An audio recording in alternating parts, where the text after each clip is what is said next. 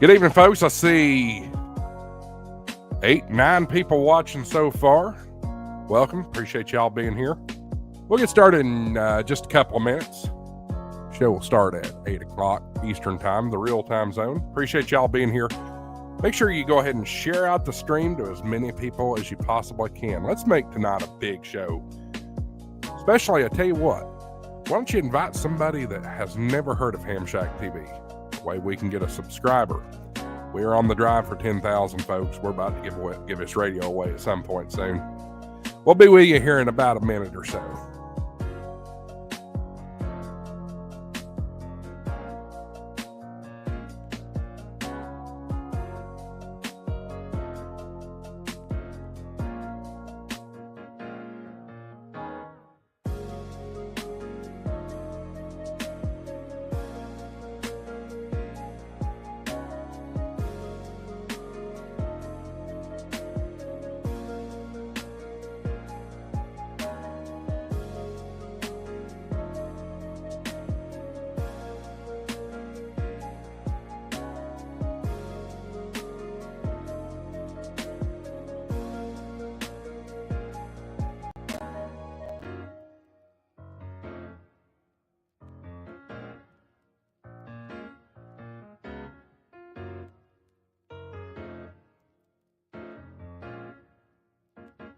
All right, folks.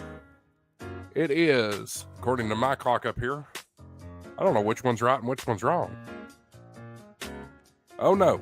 We've still got 3 minutes, but you know what? There's 14 of you watching. What are we waiting on? Let's light this candle. What do you say?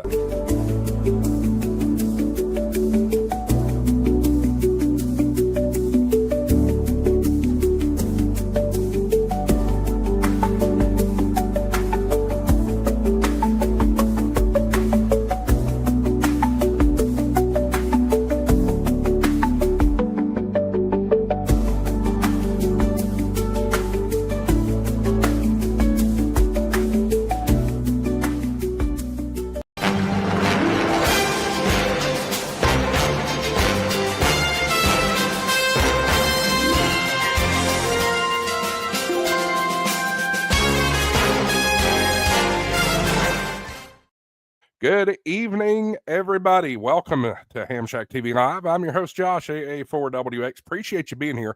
Get a big turnout starting out for the show already tonight.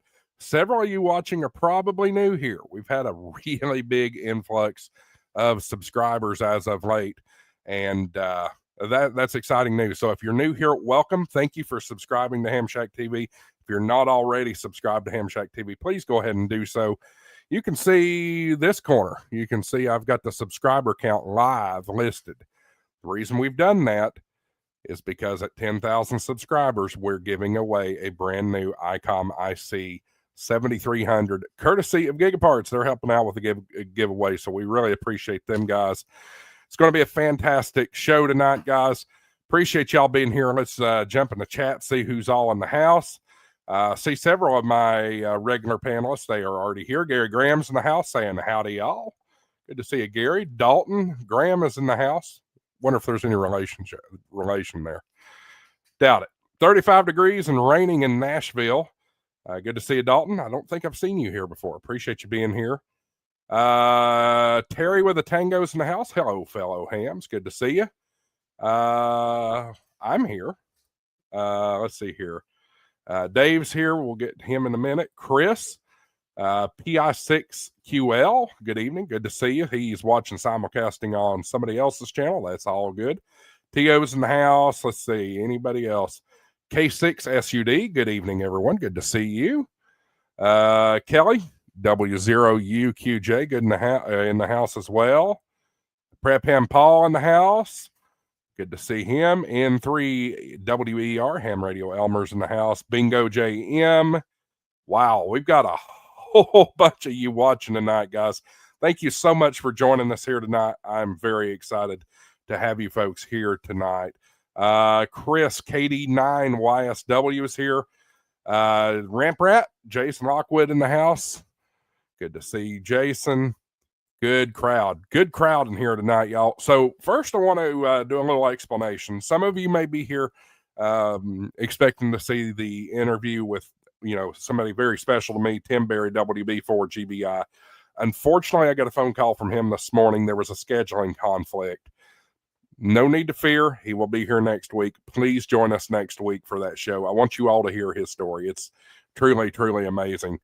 So let's go ahead and bring in the crew here, and I'm not going to one at a time. We're just going to dive them all in here. Michael's here, Marvin's here, Dave's here, and the other Dave. Hey, there he is. You're muted. It's like somebody said, you say Meshtastic 3 times and the guy appears. Yep. Here I am. Meshtastic. I thought you had to be specific. I thought you had to say seed 3 times. No. It's just You know what? I think I might do this. We'll just start doing Super Dave, and you'll show up. How about that? That might make me disappear. All you have to do is mention food, and us fat boys will be there in a minute. Isn't that true with any ham, though? I mean, especially true with fat boys, like Michael said. I'm not arguing that point. I mean, what event like field day or whatever else you do that never has food in it? I mean, there's always food at ham. Always food. Always. Oh yeah, that's the second reason I go to a ham fest. I mean, it's in the name, y'all. It's ham. Ham. Exactly. Well, we just picked up another couple of subscribers. Let me update you guys on that. We are 387 subscribers from the magic number. And these guys are sick of hearing me talk about giving away that radio. Y'all need to hit that subscribe button, get as many people watching and part of the channels we can. Want to shout out T.O. We are simulcasting on his channel. The real T.O., not the other T.O., even though he's got the other T.O. written in his title. We're simulcasting on Dave's channel as well as Marvin's channel. So appreciate being over there. Guys that are watching on the simulcast, if you haven't already, make sure you come over to Ham Shack TV at some point and give us a subscribe too. That way we can make this count get higher and higher. We want to get to the I really want to give that radio away before Christmas. I think that would be a hell of a Christmas gift. I think you're going your way, Josh. I mean, we've seen the numbers climb since by the time I got around 6:30. I saw that number pop up. You've already gained 7 subscribers in the last half hour. So yeah. Well, I mean, truth be told, we'll talk about this real quickly. I posted a video this afternoon. Why am I hearing myself? I clicked the wrong button. Hearing yourself. Oh. I started listening to I had another window with the live stream on it, and then all of a sudden decided to talk to me. So great. No, I posted a video this afternoon. Natcom magazine came out with a new article related to the delete, and this is total new information. 2,048 FCC items were purged recently. So a lot of good information in there. But my point is that video has gotten almost 6,000 hits just since I posted it around noon today. So that's why I said a lot of new faces are coming in. So I think we'll get there. I really do. The numbers are climbing. We're excited to do that. And Prep Ham Paul is suggesting I do what the gamers call a subathon. No. I've been in too many of those and fallen asleep. Well, there'd be a lot of us that won't be able to make it. Some of us are old, and 24 hours we don't do anymore. Yeah, right. And Dave hit that one right on the nose too. 12 hours was long enough. So up until 2 years ago, I used to do 24 hours for field day. Actually, more like 27, 28. 2 years ago was the last time I was going to do that overnight thing, and it's just too hard. It's way too hard on me. But, it is. It's tough. Yeah. Speaking of field day, that's the cold version of field day is coming up, and that is our topic tonight. We were going to talk about this next week, but with the change in the schedule, it kind of fits. So I'm really going to hand the reins over to Marvin, our producer in residence or whatever you want to I call have it. to be honest with the crowd here a little bit. It's like it's one of those things. Josh calls me and he goes panic mode. It's like, we got a problem. It's like, well, no, I don't have a problem. And he goes, we need somebody for tonight. It's like, my guy Tim bailed on me. He had another appointment. It's like, well, let's see what we can do. I said, you want to talk about Winter Field Day? And he goes, sure, let's do it. I said, I'm game. So anyway, we are all prepped and ready to go. In fact, I wrote an article earlier today, which I'll reference a little bit today, tonight. And we'll talk about the website and everything as well. And things about what Winter Field Day is and kind of where it came from and, where we're going with it and what how it all kind of runs in the back end per se. So, yeah, absolutely. So, anyway, do we want to do any, just kind of a recap of the week first and see what everybody's doing? Yeah, let's do that. Michael decided he was going to go take a bathroom break, I guess. So we'll start with you, Marvin. What's up with you this week? Yeah. So I made a journey through, from Massachusetts to Wisconsin last Saturday, Sunday. And of course, that was kind of fun because I hit that big storm that went across the northern part of the U.S. From, Minnesota all the way to the Northeast. And so I got caught in that about Cleveland, Ohio. And I was able to stop for the night and get off the road and let things clear. It was just, it was down to 20 miles an hour on interstate, pulling a trailer to a cargo trailer. And it's like, this is no fun whatsoever. And I got the rest of the way to Wisconsin on Sunday. So we made it safe. Everything was good. And just been doing some rearranging and some unpacking of things. And I got here, my new amplifier has arrived. So I'm ready to get that on the air. I'll be working on that here and trying to figure that out. Cause it's, as I was telling the guys in the show beforehand, was that I've got about 19-inch deep, or my rack is about 19 inches from my wall. And I'm going to have to unbolt it and move it about 3 inches out so the amplifier will fit into the rack. So it goes up right up against the wall then. So, which is probably okay because maybe I'll put a little support board back there to help support it on the back end because it's like 60 pounds, I think, is, the total amplifier. So, but I'm really excited about that. And I've been doing a lot of kind of playing some FT8 and got the actual hex beam working with a rotor controller for a logging program like PST Rotator or MacLogger DX has TCP/IP connections in it. So I'm really excited about that and playing a little radio, trying to make a few contacts here and there this week. So it's been fun, but got kind of the new setup here working at this desk, and I'm excited about that. So that's kind of where we're going for now. Sounds good. Good stuff. Michael is still indisposed. So how about Dealer Dave? What's up with you? Still downsizing and organizing. I came to the realization, right before Thanksgiving that November, December are pretty much toast. And so January, February is the last bit of being able to downsize everything. March, I get the RV and move into it. In April, I'm on the road. So really crunch time of just trying to downsize everything. Like if you notice, one printer instead of the whole wall, and just kind of working things out. Speaking of Seed Studios, they've reached out to officially put me on their Ranger program. And I don't exactly know what all that means yet, but their Ranger program right now has, I think, 18 people worldwide in the program, and they're looking at including me in that. So I'm supposed to have a call about what that's going to take here pretty soon. But besides that, yeah, I started my vacation today. Was going to go up to a friend's house. Plans changed. So now I spent the day binge watching The Witcher. And so tomorrow I'm going to binge watch something else. But that's about it. I thought that was a video game. I didn't realize that was a movie or 4-season long TV show. Wow. Yeah. Interesting. Well, cool. Yeah, I can tell you're thinning out in there. Not near the amount of stuff in the shack there. Yeah. And the desk, the actual shack itself is completely rebuilt to what will fit in the RV. And so I've been operating off of that for about 2 weeks now with the entire setup. This is what I'm going to have when I go into RV. This will slide right into the spot that I have designed for it. So I'll have to take some pictures and then here in a little while, or next stream, actually show what the setup is going to be.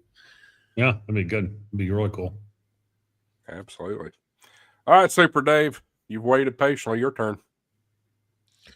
Well, I haven't had a whole lot going on. Got Mama's new car last weekend. Still taking care of that stuff. I am going to be building a battery box because my Gigaparts box, the latch and the hinge broke in the wreck. So the parts show up today to finish that up. So I'm going to put that together this weekend. And once I get everything done with the car, I need to get back out and start doing some more videos with the ham stick and setups for new hams, how they can get into HF radio cheap. But other than that, that's about it. Just trying to get everything finished from this accident. Well, again, we're so fortunate that you guys were safe in that accident and got your wheels back on the road and everything's moving forward. Finally, somebody decides to join us there. Did everything come out all right, Michael? Yeah, no, that wasn't a down a hall and to the right. That was the Muppets going ballistic because of a grocery delivery. I'm sorry. I'm here. Hello, everybody. Good morning, good evening, good afternoon. Tell everybody what's going on with you this week. Dude, it's cold. Got lots of work ahead of me. Still trying to put this antenna up, but it's just I haven't had any time. And I've got new antennas. Oh, look out now. This is going up. I just uncompletely raveled it. But it's the new well, it's not new, but it's the NFED half-wave base camp mini, but it's new wire. Oh, and there's just camera. Wow. You gonna mount it on the ceiling? Yeah, so this is the new wire that Matt N3VAN at Reliance Antennas has. This is some chunky stuff. It's military grade, and you know how military grade is. So this is going to be 180 degrees or 90 degrees out from my main NFED half wave. So I can go north and south and then east and west. So hopefully that works out. And we'll get that up this weekend. It's going to warm up. We just have this little cold front coming through, and I've got that to put up. And then I have my NFED random wire is going up too. So ought to be fun. God, it's cold up here. It's 25 degrees right now. You had a very interesting video this week about Massachusetts drivers in the snow and all that kind of stuff. Did you watch that? I did. I did. It was good. You look like you were reading a script. I was reading a script because I sure as hell couldn't memorize all that. So let me go ahead and speak to that for those. I see a lot of comments, okay, especially on, with these bigger videos that I've been doing lately. And a lot of people like to critique, your presentation style. Folks, you have to realize when you are in front of a camera, words escape you. Teleprompters and notes help. Oh, So, absolutely. God bless. Don't critique your content creators for reading a script or looking at an outline or something like that. Let's grab the chat one more time. Dave is still here. Dealer Dave, he says device is not connected, so I don't know if he's got a issue there or not. Several new folks have jumped in the chat. TC Drennan, KJ5 IUS, Southeast Texas. Good to see we're getting down south. Badger NNN says, welcome to Wisconsin. Well, Marvin's been to Wisconsin quite a bit already. Marvin's in Wisconsin. Yep. Our buddy Greg, K6EGG's in the house. Good evening, Greg. Glad to see you over here with us. Who else? Have I missed anybody? I think we're all caught up. Guys, channel donations are available again tonight as always. You see a little flashing green light or something down at the bottom of your chat. If you feel so inclined to support Ham Shack TV and the work that we do here, please utilize that as well. And one other thing I wanted to point out, I released another video this morning about a certain topic, and that is next year's tour. Next year's Ham Shack TV Hamfest tour, which again is fueled by Ham Radio Prep and World Radio League. I'm so honored to announce that they have signed back on for next year's tour, renewed their sponsorship deal. I have slimmed the tour down compared to the 2025 tour. But the Hamcation is happening. We're looking forward to that in just a couple of months. That'll be here before we know it. I mean, once Christmas is over with, it'll be here. It'll be here pretty quick. yeah. Dayton in May again. That'll be good times. And then in August we'll be back in Huntsville. I'll probably hit some smaller Hamfest along the way at some point or another. But Stone Mountains and the little closer ones. yeah, Stone Mountain, probably Knoxville. I don't think I'm going to make Raleigh this year, and I sure do hate that for Nancy. I don't think I can make that one happen this year. But Rars Fest, y'all, is a great fest. You can go back on the channel at last year's tour, and this past year's tour, Right. and see Raleigh Hamfest footage, and it is that Hamfest has potential to be a huge Hamfest. So look forward to that. We'll have more information as that gets closer. But so thankful to James M0WRL. He's the CEO of both Ham Radio Prep and World Radio League, and appreciate their support of the channel, and also appreciate Andy, even though he's not here yet. We might need to write him a tardy slip or a suspension or something, or maybe give him truancy. I don't know. I agree with the tardy slip, but he did say something in Discord that he was going to be running a little late. Okay. All right. The big question now is it an excused absence or excused tardy or an unexcused tardy? I say it's unexcused. Unexcused. Hey, what do y'all say we bring Greg in the house with us tonight? Sure. Well, I just got a message Sure. from him on Discord asking if we needed another guest. We always need more guests. So, Greg, Yeah, definitely. if you're watching, the link is in the Discord. Just click on that and join it just like you would a Zoom call. Hey, this has to be reciprocal though, because I try to catch his live streams at night. Granted, he's 3 hours difference than us Sure. here on the East Coast, and so I'll watch him till 1 a.m. when it's 10 o'clock there. So yeah, I'm gonna be bombing his tonight if he gets on. Yeah, and guys, if you've never watched any of Greg's live streams, you gotta watch them. They're so much fun. A lot of D-Star work, a lot of HF work, a lot of FT8. It's a lot of fun. You're trying to say something, Dave. Well, what I was going to say is since he's going to be joining us, and since he's in the Discord, he can all let us know how to join him on his streams through Sonobus, because that's what he uses to bring everybody in their audio. In. Okay. Oh, interesting. Interesting. There's the guy. Speaking of party, let's check on Andy. What's All right. up, buddy? Hey guys, how y'all doing? Great to see everybody. Absolutely. Good to Hey, see Marvin, do it. I didn't I know need if I was to going to move make to it the to the side. stream tonight, but when I heard it was going to be Winter Field Day, I wasn't going to miss it. Well, speaking of Winter Field Day, Andy, I got a bone to pick with you guys.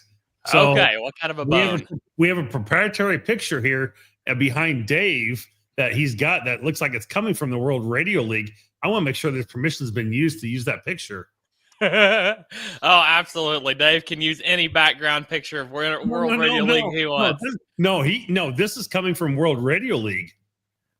That comes right off the World Radio League page. He didn't put that on there. No, Marvin's saying you all stole his picture. For my picture. You're saying it comes Exactly. off the Winter Field Day page is what you're Yeah. saying. Yeah. Oh, you said World Radio League. That's why I was confused. but- Okay. But it's on the World Radio League page. Yeah, Okay. it's on the World Radio League Well, page. let me just square this up right now. Marvin, can we use that picture for our Winter Field Day contest?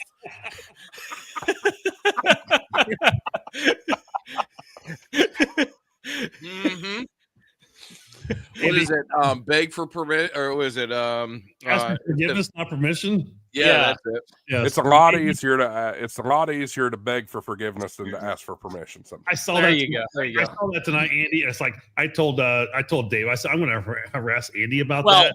well, Marvin, that was up there last year too. So Yeah, I know. I know. it's It we're was. the similar, the And same I'm- picture, just a different date overlay. So yeah. Right, exactly. I'm just harassing you. It was Oh, really yeah. a joke. I'm not being serious. So Hey, Oh, I know. and Andy, that was all set Oh, up. my- That's why I moved to the side.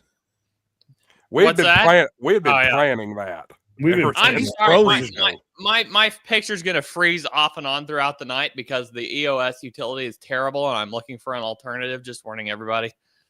Fair enough. Starlink. Well, Andy, we even though you're frozen and that, it's a great picture. Y'all take a screenshot of We that. should screenshot that. Yes. But Andy, we were just I was just bragging on your guys' company for coming back to the table for the second time to do the Ham Shack TV Hamfest tour. Yeah, next year. absolutely. So, Who did you talk to on that? Did you talk to James or Catalina on that? Been all James. We've been talking James, back and all right. forth. We've been negotiating for the better part of 6 months now. So Yeah, there you I'm go. glad we were finally able to come to Yeah. an agreement on it and Cool. continue our mission together. Very cool. Very cool. But tell us what's going on in your world this week.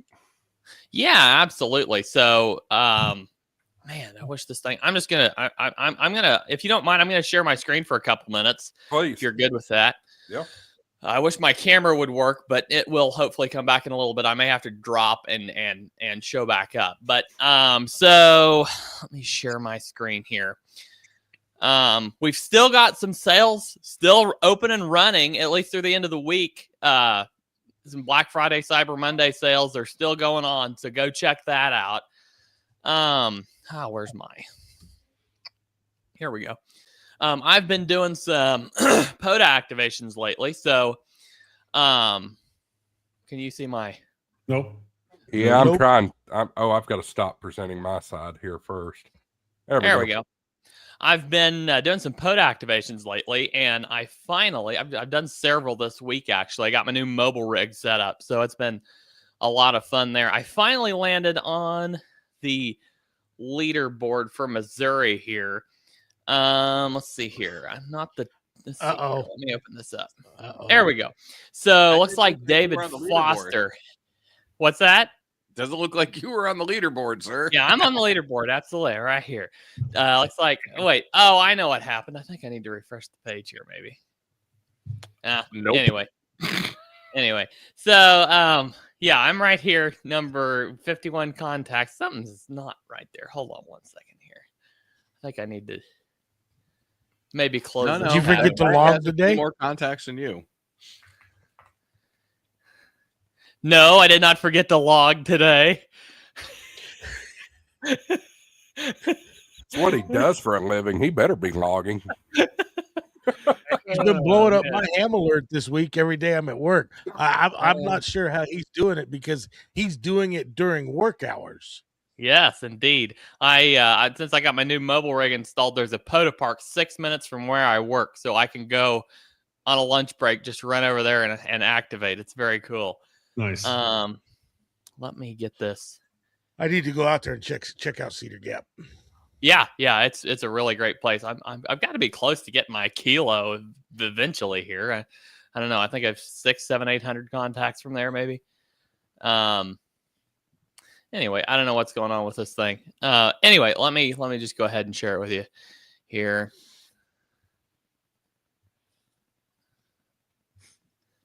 There we go. So yeah, I finally landed on the Missouri leaderboard. I have not been logging hardly anything for a while now. I haven't been making many contacts at all until I got the new mobile installed, and I really took off. But anyway, let's see here. I think Dave was on the leaderboard too, somewhere from that. So Josh, what state are you in? You're in Tennessee, right? Tennessee. I haven't who's on been the leaderboard operating in lately, Tennessee? so There we go. There's our good friend Terry up there. Terry 300 with a contacts. tango. Now, Terry, let's see here. He's been logging like crazy. Let's see what the overall number is here.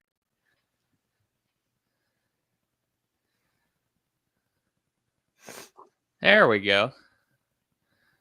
So yeah, absolutely. Yeah, he's been logging like crazy. Here's Josh at 2344, and here's Terry at 2477. If you haven't figured this out yet, this was a setup. Terry wanted me to share this leaderboard tonight because he finally conquered Josh on the leaderboard. Yeah.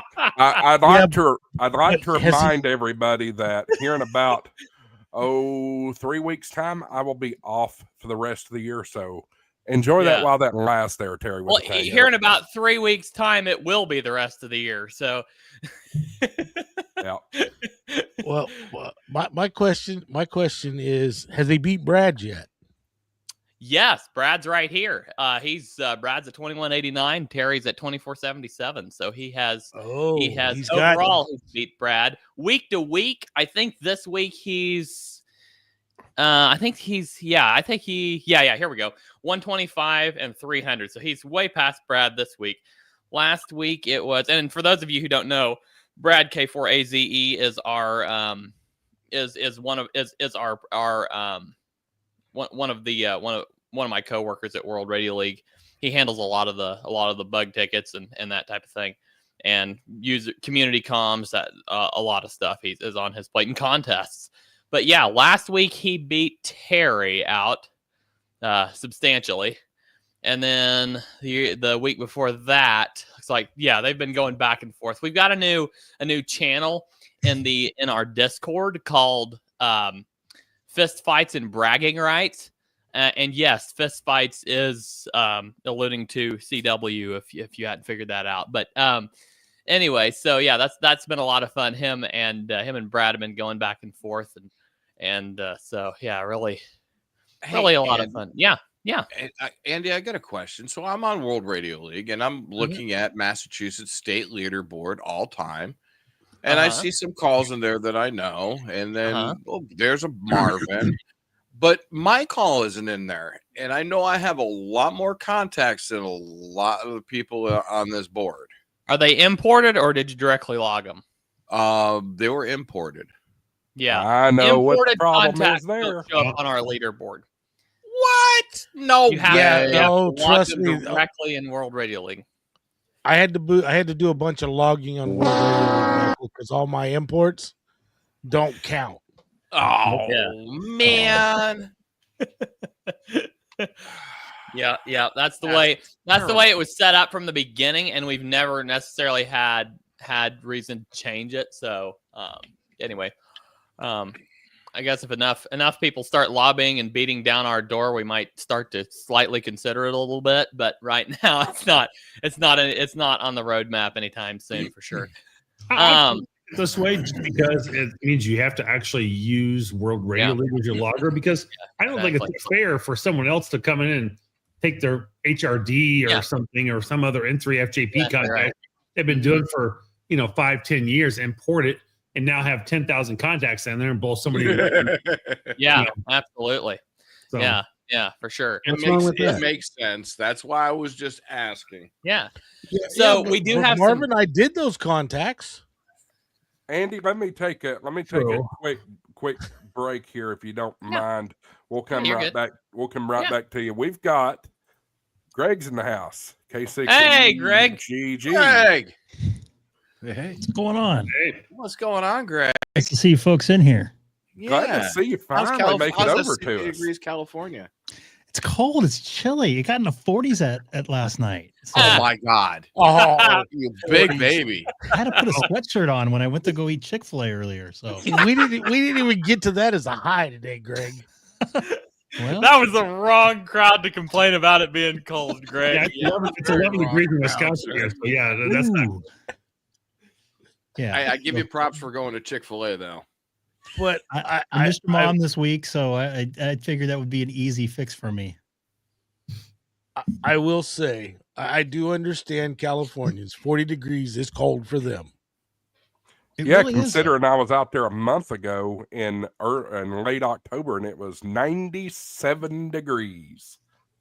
Well, that's Southern California. Well, that Well, even so, Greg's in Southern California. Oh, that it's is usually not that hot that late in the year.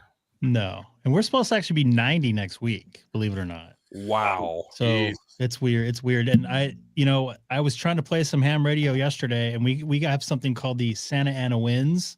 That breeze through here. We had gust over, I don't know, 50 miles an hour yesterday. So I had to basically had my antenna down the ground yesterday, but I still made contacts.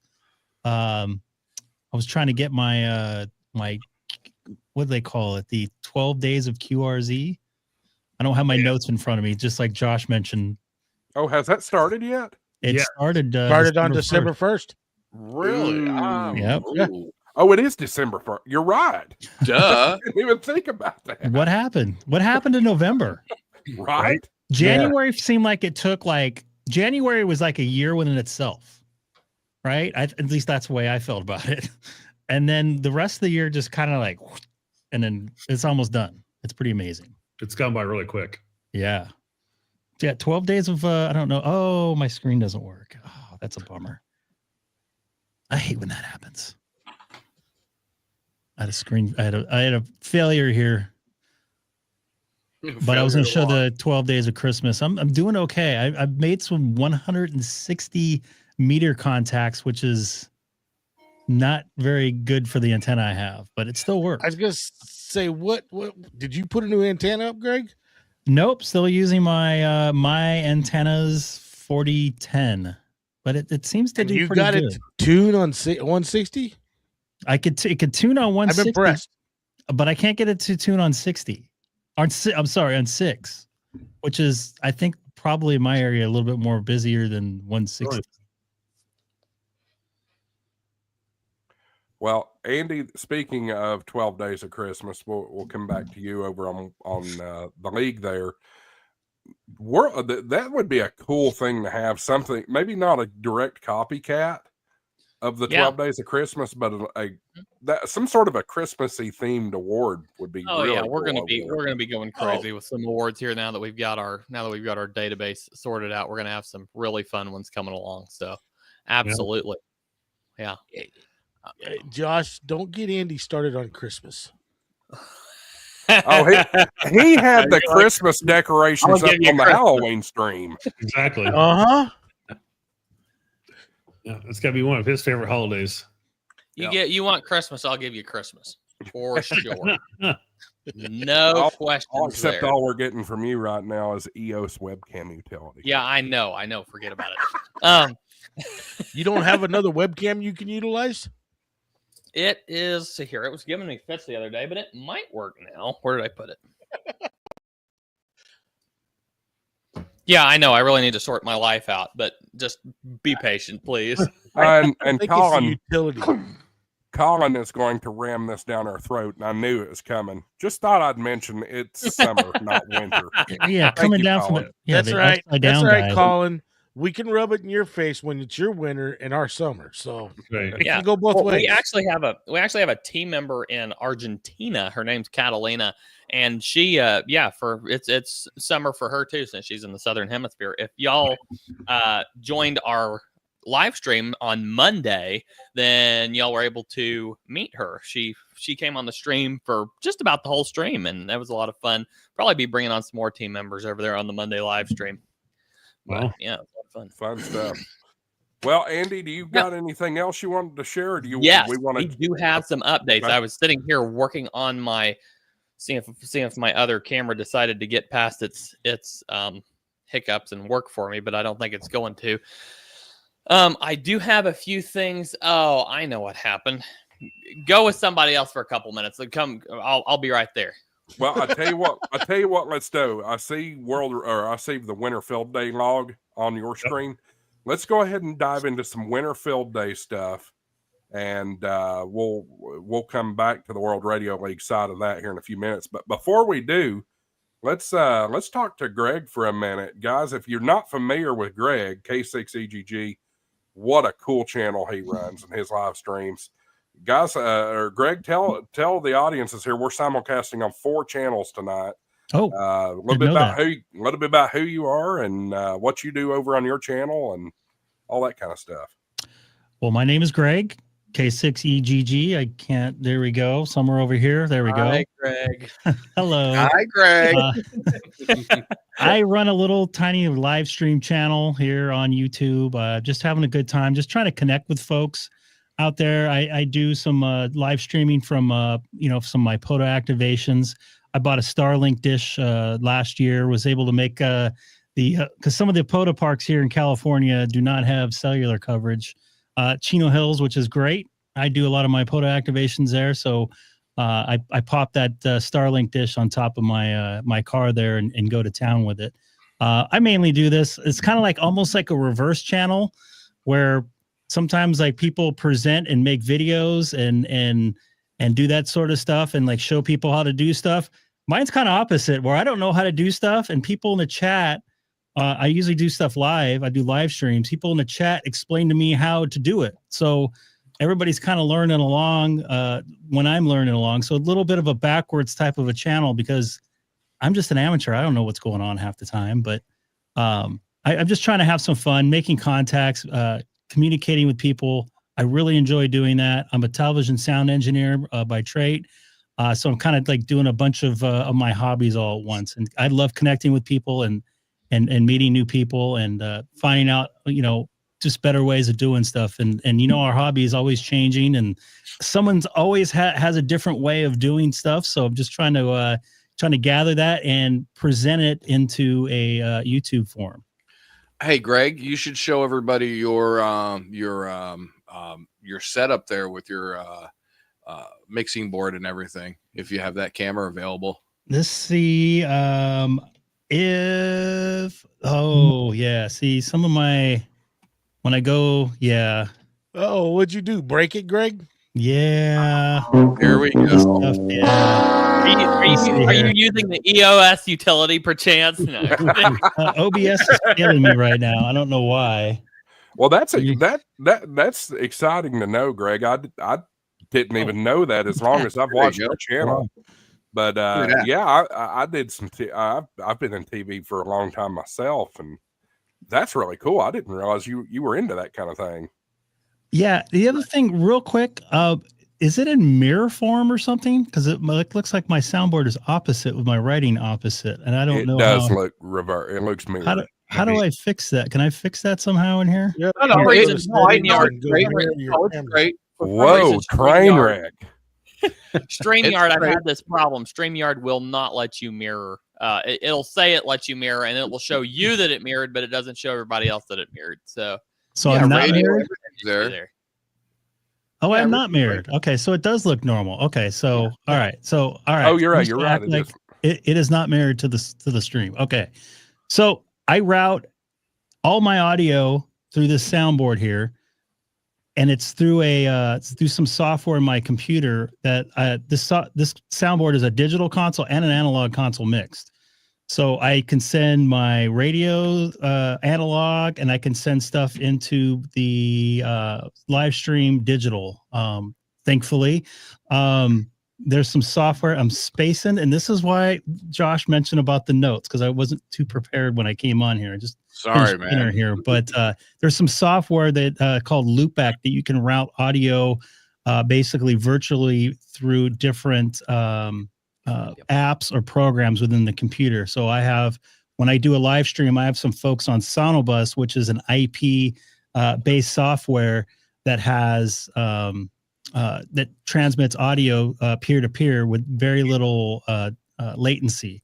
So what I do is I have some people come in, Sam, Seth, a couple of those folks, Hamstick Eric, you might have seen his YouTube channel. He used to do a lot of activations over in Hawaii. He moved out to another country, unfortunately, for a couple of years. But I have him come in, and they all kind of help me out with stuff. I send them a video feed that's not delayed, because a lot of you folks watch YouTube, and you notice you look over and it's delayed by about 5 seconds. I send basically a real-time video to those folks via Discord, and they get the audio from Sonobus. Like I said, Sonobus is a multi-channel IP-based transport for audio that I think somebody invented it or started it up when COVID was around, so people could play in bands together around the world because they couldn't be together at that point in time. So I got that going for me. What else I was going to say? So the other thing is, I have this microphone right here. It gets sent to the soundboard. It gets sent to my 9700. It gets sent to my 7610. It gets sent to different programs within my computer. It gets sent to another computer that I use free DV with, that I just learned how to do. People were complaining that I needed to learn how to play with that new mode or whatever, or new to me at least, which actually is pretty cool.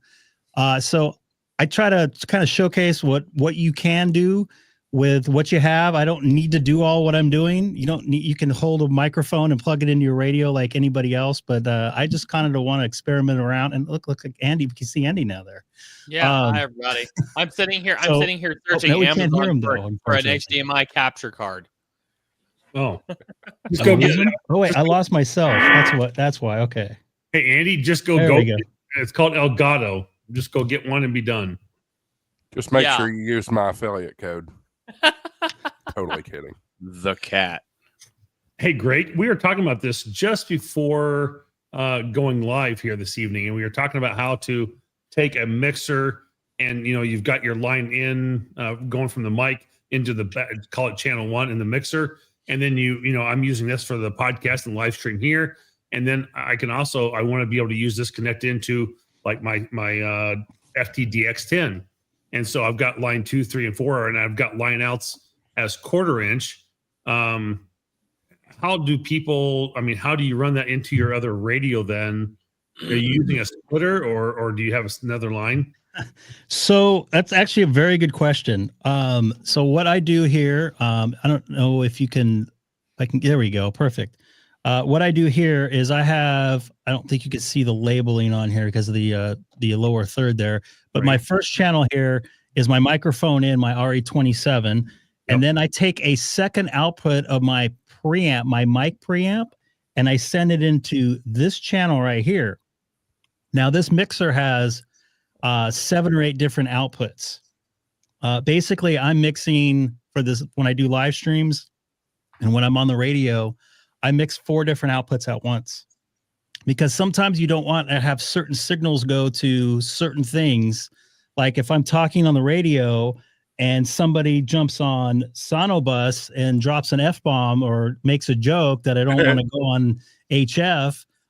So I have, in this particular console, they call them stereo cues. And 90% of the consoles, this is an English board. This is an SSL, solid state logic.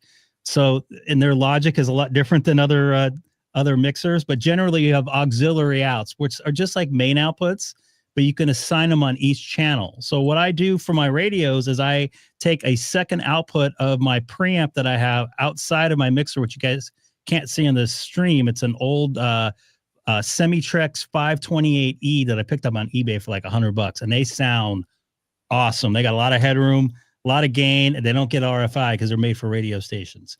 So I take a second output, put it into this channel. I also add a bunch of EQ that I don't want to go on the stream that sounds really good on HF, but sounds horrible to someone's ears if they're listening on a pair of nice headphones.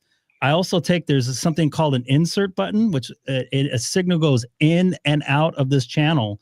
So the signal goes out of this channel, goes into some more processing. I have a compressor and what they call an Aphex Aural Exciter, which is basically like a super EQ. I use the compressor to expand and compress the audio signal because you want to squeeze as much audio signal as you can into the little tiny bandwidth we're allowed to use on HF, or what's available on HF because of the frequency. I squeeze everything down, I expand everything out, and I also, with the Aphex Aural Exciter, it's called the 204, I can basically notch a frequency and churn it up as high as I can, which I do with the highs, and I add a little tiny bit of lows because a lot of low frequency just is not good for HF, and it kind of squeezes out because the transmitter, the ICOM 7610, their compressor is not multi-band, so anything low that's higher level will lower your higher frequencies. So you want your higher frequencies to be peaked and kind of get squished a little bit by the compressor versus the lower frequencies, or you sound a little bit muddy and kind of like that.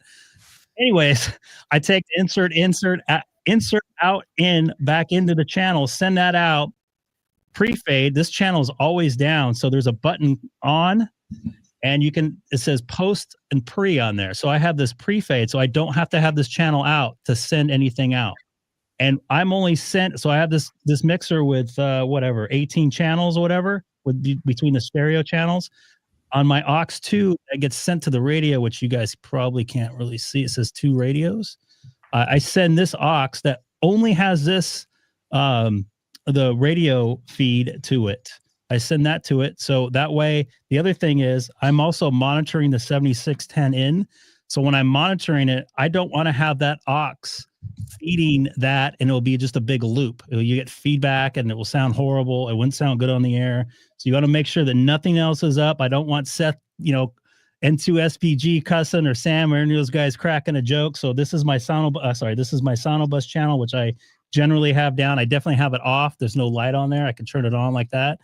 I send that to the radios.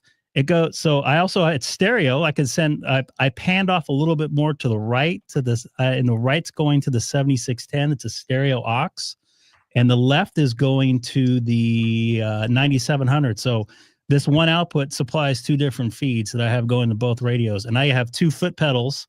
My left foot pedal is for my 7610 and my right foot pedal is for my 9700. So, and I go between them a lot most of the night when I'm doing a live stream, depending on, how the band is and stuff. If the band is kind of weak, obviously I'll probably go over to D-Star because the digital propagation's always in. Well, good evening, everybody, and welcome to Audio Video Trading 101. The chat has been. I hope that answers your question.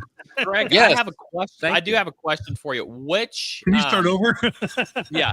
What model of mixer is that? This is an SSL Big 6. Okay. Solid State Logic Big 6. Yep. They retail around, I think around 3,000.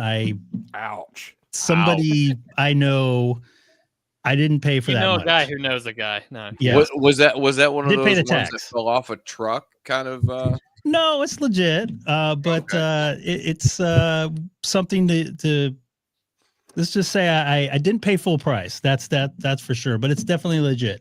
So they actually sent it from England themselves because I had to buy a local adapter here to get it to work because they have 2 pins or whatever that are different. Yeah. And I needed to buy European like a little power supply thing for it. Interesting. So yeah. All right. Well, let's dive in and to Hopefully, to the. Sorry. No, you're good. Hopefully that wasn't too much information. No, I mean to the chat's point, we've got about 50-50. A lot of us are nerding out, and a lot of us are like, this is Greek. Yeah, you lost me at volume. So appreciate you showing that off, Greg. That's some interesting stuff.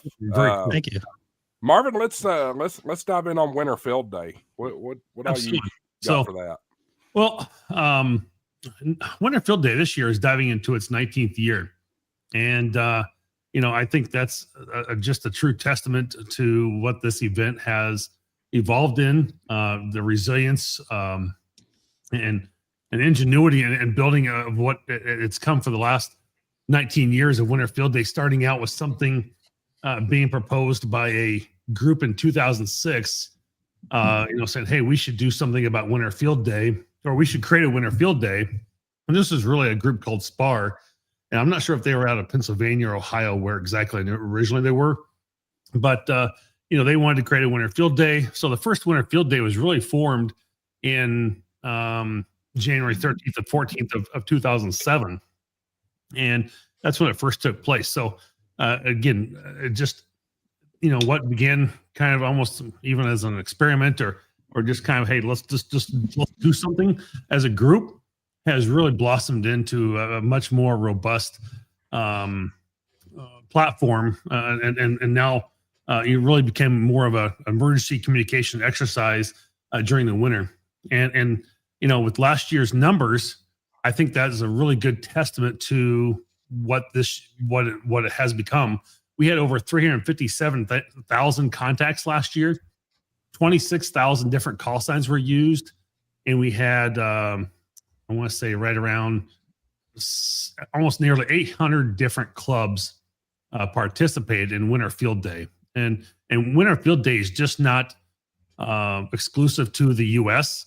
It's actually opened up worldwide, and we had over, I want to say 25 or 30 different stations going overseas last year that was participating in Winter Field Day. So it was pretty cool. So and we got more people wanting to be interested this year, and we'll be doing our broadcast message over in Europe, things like that. So we'll talk more about that in just a minute here. The groundwork was laid back in 2007, and we've just continued to build on that year after year. And I think some of the things that we've really built on is since I brought this on board in 2022 when I took it over, was that we had just kind of a quick exchange is all that really was, and there was nothing too major really about it. They had the typical scoring, and sometimes at one point I guess the weather was even exchanged, so it'd like 59 degrees or could be minus 20 degrees, whatever it might be. It was part of the exchange. We've kind of gone away from that, but we've created other objectives. But before I get to them, you just made Greg faint when you said minus 20. No, I'm kidding. We kind of off of our webpage. Let me see if I can actually share that real quick here. Let me pull that up. Share screen. Does it have that amazing background that Dave has? So it is. There's often amazing background Dave has. So, I'm going to kind of give this a quick read, but the Winter Field Day aims to help participants improve the preparedness for disasters and enhance their operational abilities in adverse conditions. And so amateur radio operators have the freedom to use frequencies on the VHF, VHF, or UHF bands while employing a voice, CW, or digital transmission. The event designates specific objectives to encourage a diverse range of activities, including the use of non-commercial power sources, the deployment of multiple antennas, establishing satellite contacts, and more. And so you can, read more about the history of Winter Field Day, but it's really about the preparing for disasters and enhancing the operational abilities in adverse conditions. I never remember that. It's kind of a whole word salad mouthful of stuff. So, it's one of those things that we really believe in making sure that you're prepared during these winter environments. And I think that's really most important. That's kind of like what we really want to prepare for. And I'll come back to this webpage in just a minute here. Stop sharing from there. But, some of the things that we really want to focus on a lot is testing that portable communications. We all know that during, cold weather, snow, ice, winds create different conditions that degrade antennas. You may have ice built up on them. You may have power strains with batteries that are getting cold. They don't last as well in the cold weather. You may end up with challenging conditions. What is your endurance during those time periods? What can you do? We have, whether you're in a tent or are you in a building, it really gives you an opportunity to train under those adverse conditions that we can't have during the summer, or you don't get during the summer. And it really, it brings you a different light of what difficulty you might experience during winter or during any other type of year. And that, I think, winter of all seasons probably gives you the most you're not having enough ice and you're not pushing enough fire. That's funny. Probably somewhat true, but it's one of those things that winter just brings a whole different light of things for disasters that can happen.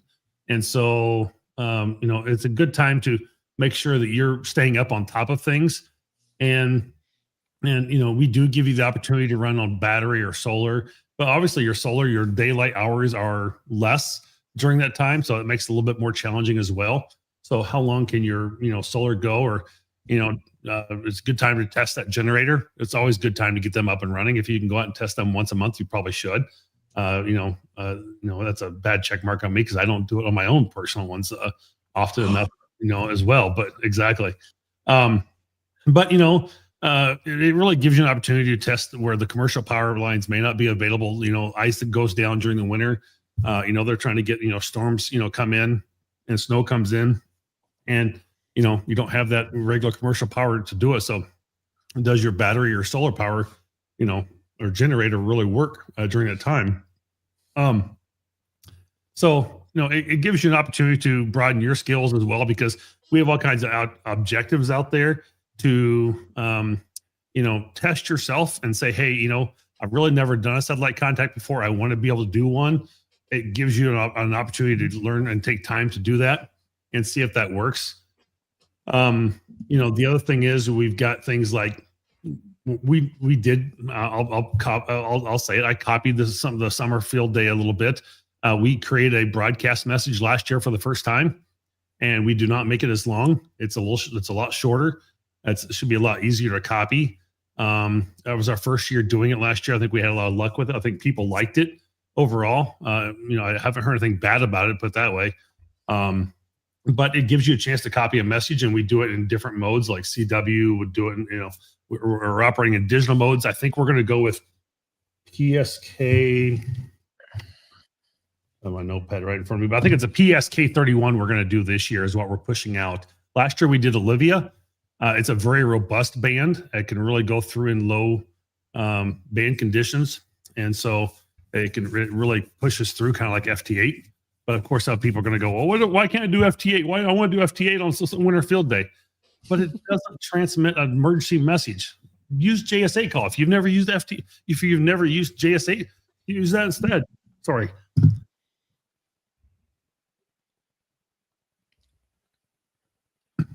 I've had this little bit. I breathe in some of that cold air in Wisconsin. Holy crap! It's just kind of getting to me this week a little bit. Not used to that. So, a little more coffee, or coughing a little bit more. So anyway, trying to keep my throat from being too dry here. Anyway, so that's that's what we try and aim for, and just creating that mindset of readiness. I think that really helps out a lot. And of course, field day, you always got the camaraderie, you got support. And some people do it by themselves. Some people do it in groups of, 5, 10, 12 people. People get clubs together. But, we're all about having fun as well, and want to make sure that people value it. I know someone kind of joked today about, you guys, why are you calling it field day? I was like, call it, MCOM instead. But, we do expect people to get out in the field. We have a lot of people who are still doing home, and we've created objectives to really kind of encourage people to get out in the field around that, because so many people do it from home. And I understand if you're elderly or you've got, a broken leg, or, you're maybe not well, you got a cold or something like that, and you don't want to get out in the cold weather. Fully understandable. I get it. But really, we really want to push this people to the outside, and, whether it's in a mobile trailer, maybe an RV, something like that. That's where we want winter field day to really be. So, it gives you a chance in the middle of winter to be able to test those antennas as well, and to be able to check them. And again, checking your gear just regularly should be not an everyday thing, but maybe once a month. Reach into that bag, check it, turn on the battery, maybe recharge that battery, that sort of thing. But wintertime gives you a chance to operate it. I knew a guy that had put his radio away. He'd moved.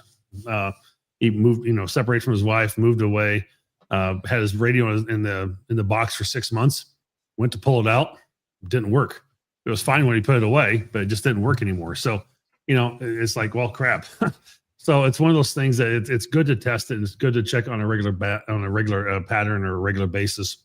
And so that's, what you want to be able to do, but there's no really other event like winter field day, to, in that time of year to really check those sort of things, and to be able to have a simulation to any type of adverse weather that you might have. So that's why I think it's so great to have this winter field day event. And I really believe in it, wholeheartedly. And again, some people go from, sit out in a tent on a lake, to being inside a community center of some sort, or a basement of a church or whatever it might be. And so that's really what we like. But we want people to get out and really enjoy those times during Winter Field Day. So going back into the screen here, Josh, I'm going to share a screen real quick here. Was on our Winter Field Day page, what we really want people to do is come down here and come down to this location map. Right now we've got 156 registered. Last year we had over 1,000 some registered. I don't remember what the number was right offhand, top of my head. You'll see some people over here in China, in Mongolia, and what happens is they end up forgetting to put the negative in front of the longitude when they register. And so they're doing Winter Field Day in China instead of probably somewhere in the U.S. But we can go in and fix those. We usually know what they are. And we look at them and go, oh, yeah, there's somebody messed up there. So, and then let's see, this one here in, W7ASY. He's going to be doing it somewhere in South Korea or off of Thailand somewhere. He's going to be doing Winter Field Day, looks like, over there. But we do have 4 here in the United Kingdom, and those are probably pretty accurate. So we got Ireland, London, Germany, and Croatia. And those are just the name for our first 4. So you see some that are purple, some are blue. It's whether it's a public location or whether it's going to be a private location. Someone's doing it maybe in their backyard or maybe on a lake or something. They don't really have people visiting there. But, we do have those. And then, of course, we try and, we look at these on the map. I got to scroll in here and zoom. You can start to see where all of them are around here. And then people are zooming in or zooming in. You can start to break down even more. So, Josh, we got somebody over here by Nashville. We got a couple people out in Asheville, that area. Let's see what we got up in the Northland here. So North Dakota, South Dakota, I don't think we have any hams in those 2 states, to be honest. It is such a rarity to get somebody to operate from those states.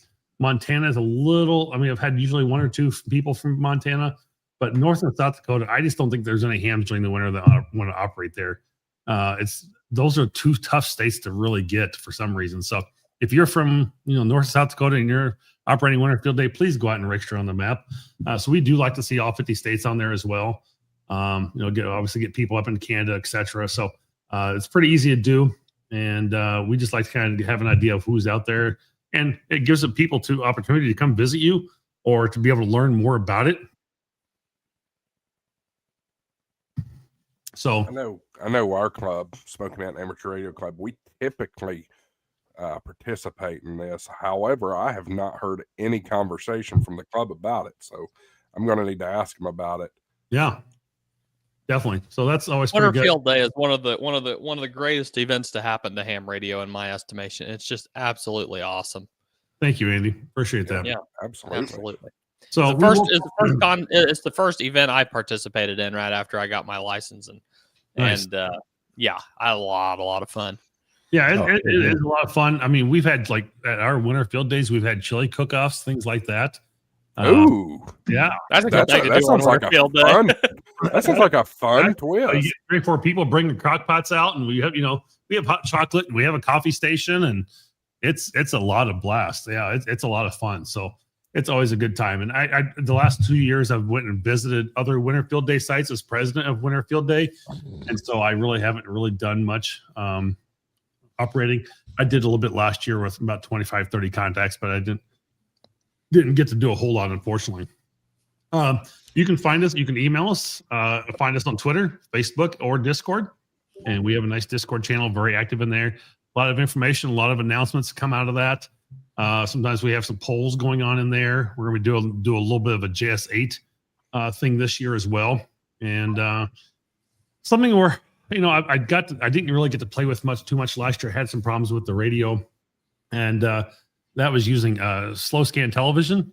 And so I've got a Winter Field Day logo, kind of image similar to what you might be able to see behind me there a little bit. Of course, my one monitor just went out. There we go. Little slow scan television of that image along the way. So that's kind of cool. We don't have any corporate partners right now. So if you're in the corporate partner world and you want to become a sponsor of Winter Field Day and help support us, that'd be great. Clubs that donate a certain amount get kind of a promotion on our webpage here. And then at the very top here, we do have a Winter Field Day shop store, which I'll take you to real quick. And this is all of our different gear that we have for Winter Field Day this year. This is brand new to us. This was opened up about, I don't know, maybe 2 months ago. So we got a sweatshirt, a short sleeve shirt. I need to get a long sleeve t-shirt probably in there as well, but I didn't think about that till really just now because we had the sweatshirt in place. But people have different Winter Field Day flags. We tried to put the bear on the Winter Field Day embroidered the beanie, but their embroidery did not like that. So we had to just go with kind of a star and Winter Field Day overall. It's a snowflake. That ain't no star. It's like, I'm sorry. Yes. So, right. Snowflake. For those of you snowflakes out there, How did I know somebody was going to say that? Right. I don't know. So we can, you can do the Winter Field Day flag there, or if you want more of a custom Winter Field Day flag, go over to hamstuffonline.com and he can customize it for you. We got the, so I will push that out there a little bit to him. The die cut sticker is pretty cool. Our other square stickers that we have are just square. So these are actually die cut. And I wish I could give you guys a better price on that. But one, we have to try and make a buck because this is our only support that we have coming into us. And so when you buy Winter Field Day gear, you also get the opportunity to kind of support us in a way. So we make a small profit. And I'm talking, there's nothing we're making more than $4 on here. So it's not a lot of profit in our pocketbook. So you think, man, they got high prices. Well, we're only, making minimal bucks. So that's kind of where our store is at. And again, it's just something to help fuel us and keep us operational going. So that's what that's kind of about. Results. I know a lot of people go, they just scoff at this. And we're trying to improve this. This is getting better. But something we did do this year, which is kind of cool, is if I go into a category and we look at this, if you go click on this, you can actually see now more of their information broken down even more so. And we're trying to make this a little bit more friendly to people. And so is that going to be live? This is not live, unfortunately. No. Okay. This is all kind of after results when we do that, but you can kind of see the objectives completed, that sort of thing, which is kind of cool. All their QSOs they did by band. This is where we have a problem right now, and I'm not going to deny it. I'm not going to hide it from nobody. Is that they made 24 digital contacts? Those are probably actually phone contacts, but there's something in our scripting of our programming that is pushing things to digital instead of the phone. So don't be skewed by that too much. Just be aware that we know those should be phone contacts, but they're showing up as digital for some reason. We're trying to figure out where it is in the logic that's breaking down and having an issue. So, we do it by category because it's no fair to compare somebody who did indoors with somebody that did it mobile and made they had 22,000 somebody QSOs, and somebody that was mobile may have not been able to do that depending on what their setup was. So I can't compare an indoor with what maybe somebody did in a mobile situation. So they're just apples and oranges in my mind. So that's kind of cool. We get to see results, and again, we can break those down by different categories and see a lot more information. You see all the different sections they contacted, that sort of thing as well. So it's pretty cool information. So that particular, you're talking about the indoor versus outdoor argument. Yes. That particular conversation is kind of, and this is sort of related to what you're saying. I had a really tough time accepting the results of the Tennessee QSO party this year. And simply because we ran as multi-op high power. However, we didn't even get a certificate this year, even though we were the only person in our category. And a group, we ran 2-3 radios, a group over in, somebody else here in Tennessee, they did multi-op low power, worked less QSOs than we did, but won the award somehow because they had so they had, probably 5, 6, 7 radios going. So Sure. The categorization is one of the biggest problems with contesting, if you ask me. Yeah, exactly. I think I kind of agree with that. And that's why I've got to compare it. If you did outdoors, you got to compare yourself to somebody that did outdoors. If you did low power, then you got to compare somebody that did low power. You can't try and expect to, compete with that. I don't think that's fair at all by any means. So rules. This is kind of I'll call it a Cliff Note version under this rules page. So we added a couple objectives. Alternative power has been changed. So pay attention to like laptop and HVAC requirements for I think for indoors is what we consider, because some people question, hey, is this indoor? Is this outdoors? Really trying to figure that out. Additional 12 band objective, and apparently some clarification has been added to the bottom of the appendix. I'm not sure what that one is. So, let's try and go pull up the one. If I can find it here real quick. We do, again, for the first time last year, we went to a 30-hour operational period, and we'll do that again this year as well. Just simply because I tried to accommodate the people on the East Coast where they have parks and stuff that close at 4 p.m. So if we started at like 1 or 2 p.m., you'd have to close down by 4 because the park would close.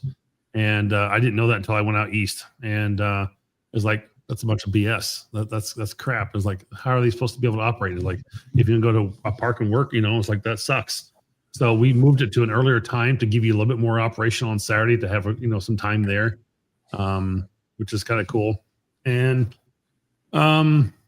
you can also change so if on Saturday you want to operate in some park and you're, maybe 2 guys are operating together, operate within that 1,000 square feet. But then again, you can move to another park on day 2. And as long as you, you can change your event location throughout the event. So you can't change grid squares, or you can't change sections. So I can't go from, Alabama to, Louisiana or something, or Mississippi, whatever. But you can, still, or South Texas to North Texas, or, whatever the different sections may be, but you can still, stay within, like if you go 2 different parks and do that, that's fine. Again, I was trying to find that section about the HVAC real quick here. I don't see it. But yeah, just read through that. That will give you the quick summary of that. So does a 12-volt powered diesel heater count as HVAC? No. Okay. Again, we always say this isn't really a contest. It's an experience. It's an event. It's like call it 13 colonies, Route 66. It's an event.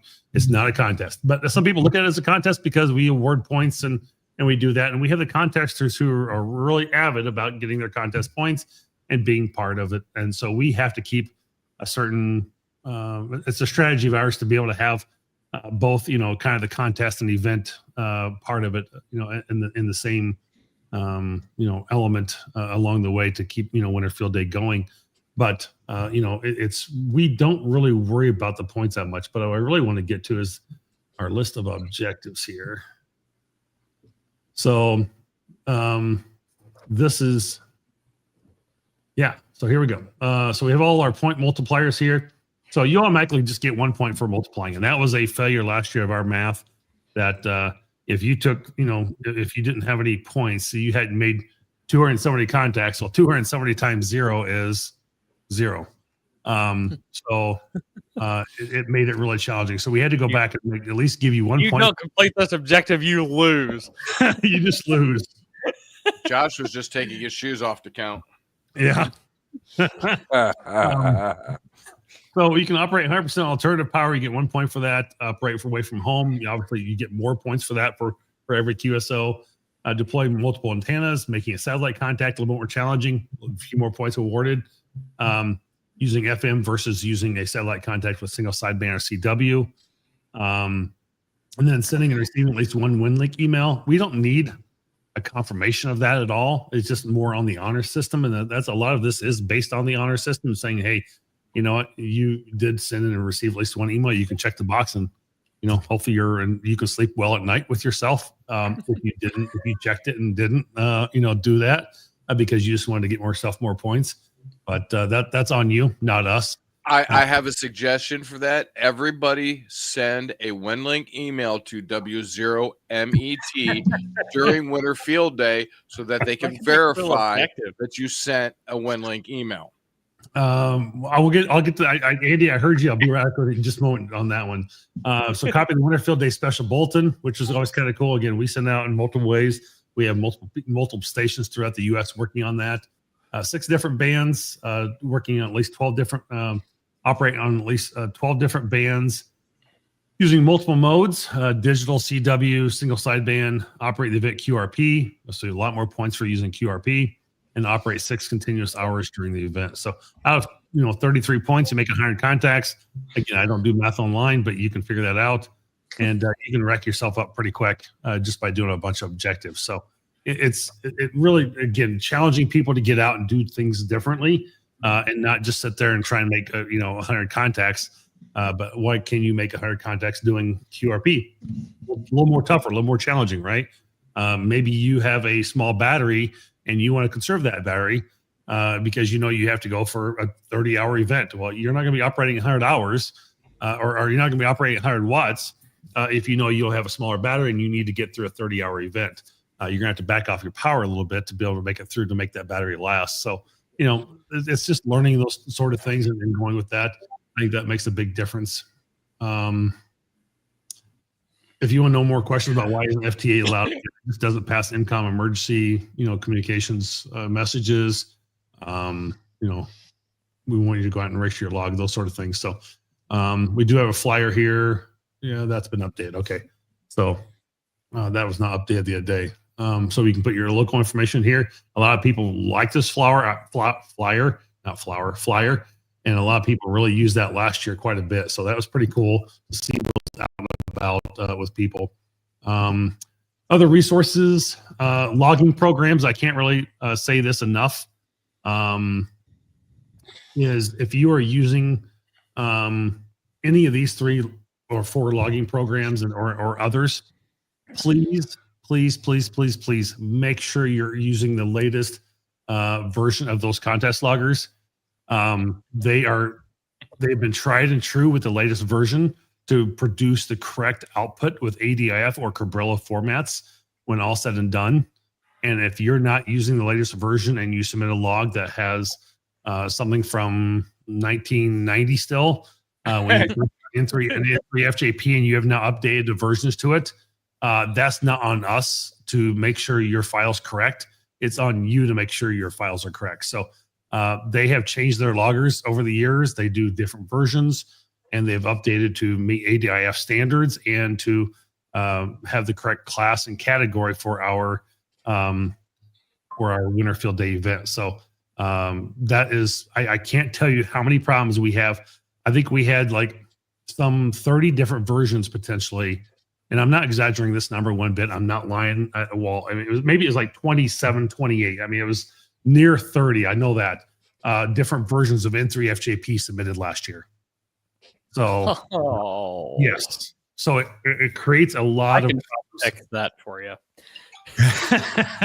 Let me just say this, and I'm going to give Andy a nice little plug here. Yes. If you just use World Radio League, you're going to have the correct version. Yes. Just like that. It's automatic. Yeah, that's not going to be a problem. No, well, I mean, I'm going to dig Andy a little bit. He's working on it. They're correcting it. But we did find that a World Radio League did not meet the proper standards last year or currently. And so they're fixing that to make it to fit the current standard we have to make sure it's publishing the ADIF correctly. So when it's submitted to us, we can have the proper fields that we can see, and we can make sure that your log is getting that information correct. That's already turned over to the team, and we'll have that fixed for you plenty of time. Oh yeah, I'm not worried about that. Were there any major issues last year? Was this an issue last year, or was it an update this year? I'm guessing it's probably an update that something changed along the way. But okay. yeah, 'Cause I don't And- think we had any issues last year with our. no, I think it got correct. I think it's fine. Something just changed along the way. But Ham 2K was the same way. He had a small issue, and that's also getting corrected with his. So, but you know, everybody else we have tested. If you go out to our Discord channel, there is a in one of the channels there. I don't remember which one right off the top of my head. That shows what the proper ADF format was and what it is. And then people are going, well, hey, how about DX log, or how about this one? How about this one? It's like, well, you know what? There's how many different logging programs out there, and we can't possibly test them all. But we are going to say these are kind of the official. N1MM should be added to this list too. But I think they're. I'll double check on that one. I think he's got an issue with that one. But I think it's either been corrected or he was correcting it too. But, And if you, I just like to throw this in real quick, if you don't mind. If you're using N1MM or N3FJP, you can stream those contacts through to your World Radio League logbook and still get on the World Radio League Winter Field Day leaderboard. That's a good point, Andy. Thank you. Yes, absolutely. Just again, if you need the section list, sections, maps, know the different zones, those sort of things, you have all the information there. Even if you're like in another program or you have to go fill something out, go look at these maps and go fill that information out. You can find your ITU zone, on this information. So this is really helpful throughout the whole year, not just necessarily for Winter Field Day.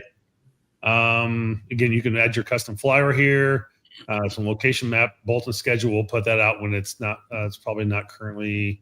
Yeah, that's for 2025. We've not updated for 2026, but you kind of get an idea of what our 2025 Winter Field Day Bolton information looked like. And so last year we did Alabama, Colorado, and Ohio. And I think that's going to remain the same for this year as well for those 3 states. So thank you for those who do that one. Some different stories of you want to see a cool Winter Field Day station. This one right here, there's a video on NBC. You guys, I'm not going to play it now, but I'll just pull up the first second of it. But you can see how big they had that whole thing. And they literally had a. Can you make that full screen so we can see it a little bit? After this commercial. Yeah, you guys can watch NBC on the news, but or Montana. But I mean, they literally put up a big tower. They had these big warm cool. tents and everything. It was really cool to see their story come out of Winter Field Day. So if you guys have Winter Field Day stories, please email us help desk at winterfieldday.com or WFDA at winterfieldday.com. And if you get you're in the news somewhere, please let us know. I mean, we haven't seen any stories since 2022. So if you have anything that comes out, our newsletter, I think we're going to get one out again this year. We're trying to get this right here, this error capture thing fixed. We're trying to make 3 different platforms play together, and that is a pain in the rear. So the godforsaken reCAPTCHA. I hate them things. I hate them. We've been dealing with this for 2 months. We've been trying to fix it. We don't know why. So. And if you want to, actually, we should update that one too. But that's now Ham Stuff online. But JSE Embroidery has some great embroidery stuff as well. If you want to go visit them, they've got some cool embroidery stuff over there. And then these kind of the original members of Winter Field Day here. And you'll hear Eric. I saw him in chat earlier today on Discord mentioning this. One of the founders of Winter Field Day. Tom was a great guy. And then this is. Actually, Melinda just dropped off, so we're actually we just made Travis one of our new members. Hey, I recognize one of those guys. You recognize one of them? So yeah, I recognize 2 of them. I recognize 2 of them. Well, Yeah. yes, 2 of them, yes, but one of them I'm talking to right now, so he doesn't count. doesn't count. So anyway, Speaking of which, let me razz him a little bit. yeah. Jason, you're on this list. I invited you. You should have been here. Shame on you. Totally kidding. Mike Kelly, he is he's our social media guy, and he is on your Facebook. He's in your Instagram. He's in your Twitter, and he's on Discord, and he monitors that like no tomorrow. He does a phenomenal job with that. And then Craig is our new treasurer because Melinda just had to drop out, too many health concerns and other issues going on. So, And of course, who can forget Michael? Yeah. My brother. Is that another face we recognize? Yeah. Yeah. So we definitely have our faces out there in ham radio. So, between my podcast, his stuff with his business and everything in Winter Field Day and NARA, we definitely make a presence out there. within things. So, but that's kind of a little bit about us and that. And if you just want to contact us again, or whatever, feel free to come visit the page. And if you want to make a donation, again, help kind of support our our operating budget. It's not big, and we don't have a lot of cost, but a lot of people sometimes make $5, $10, $25 donations, and sometimes you can choose whether you want to pay the 3% credit card fee or whether we take that on. But we do appreciate every little donation along the way, however you want to provide that. And again, it kind of we don't have any other funding, so it's kind of through our ICOM would kind of give us a little bit of initial boost, and then they dropped a bunch of stuff across the board, and so we were one of the groups that they dropped, and so we are completely self-funded. So anything you can give us, would greatly appreciate it. And again, you can make a purchase through our store. A few bucks here helps here and there, and or just make a general donation through PayPal. And again, get a hold of us. Reach out to us on Facebook, Twitter, Discord. We're glad to help you for any way we can. If you have any questions or problems, we'll try and address those issues. We have emails that several of us are reviewing now, and not just myself and my brother. We have lots of us that are doing this on a regular basis. So glad to be a part of that. So one last quick thing, Josh, is as we have 19 years behind us, and we are looking to continue to make that trend in our 20-year anniversary next year in 2027. I think we've just really shown that Winter Field Day has become an established cornerstone of amateur radio, and we continue to have a commitment to preparedness, and we really want to just thank everybody who participates, by the number of thousands of operators and club members and the contacts that we've made this past year, 357,000. Hopefully we'll continue to exceed that this year. And, we continue to evolve with new rules, rule updates. We try new objectives. We want to continue to change those on a regular basis. And, we are welcoming an environment for experienced and new hams. Andy said that was his first event, as a new ham. And so he really enjoyed that and had a lot of fun. And he thinks it's one of the greatest events out here. So, again, we want to make this as a very casual event. A lot of people will say that, a contest or, it's like bam, bam, bam, bam, bam, bam. And they're just, you're just getting hammered. And it's a very strenuous time for people to try and get on the air. And it's very tough. And people are nervous and everything else, and we don't want Winter Field Day to be that way. We want you to be able to be the opportunity to get on there. I don't know how many times I've seen people come to Field Day, summer, winter, I don't care what it is, and like, oh, you want to get on the air? I mean, they're general, they have the opportunity, and they're working under people's extra licenses, the clubs, and they just don't want to get on the air. They just want to stand and kind of watch somebody else make the contacts. And it's like, if you've never been on the air, you've never done it. When shit hits the fan, it's like, what are you going to do? Be prepared. You need to be able to have the opportunity to know that you can do it, and you can copy and listen, because there's a certain skill to listening and catching some of these call signs and stuff, especially getting bad conditions. It may be tough. You've got pileups, you got other radio traffic going on. You're trying to copy the N6. What was it? N6, it's like, okay, say it one more time, say it slow for me, whatever it might be. And so it just takes time. So, it's for operators like all of us, and, whether you're experienced or licensed, and you've got you're out doing POTA on a regular basis, or you've got your own field deployable toolkit already, whatever it might be. We give everybody, I don't know how many people do POTA during Winter Field Day, but there's a lot. And so, Winter Field Day really, I think, just gives people that opportunity for a perfect blend of a chance to test your gear, sharpen your skills, and, make sure that you're ready to connect when the time hits. And that's what's really, the valuable tool in the end is you knowing that you're being robust and you have the endurance to last and do what you need to do. And you feel confident about that at the same time when you're all said and done. So I think that's just, there's something key in knowing that.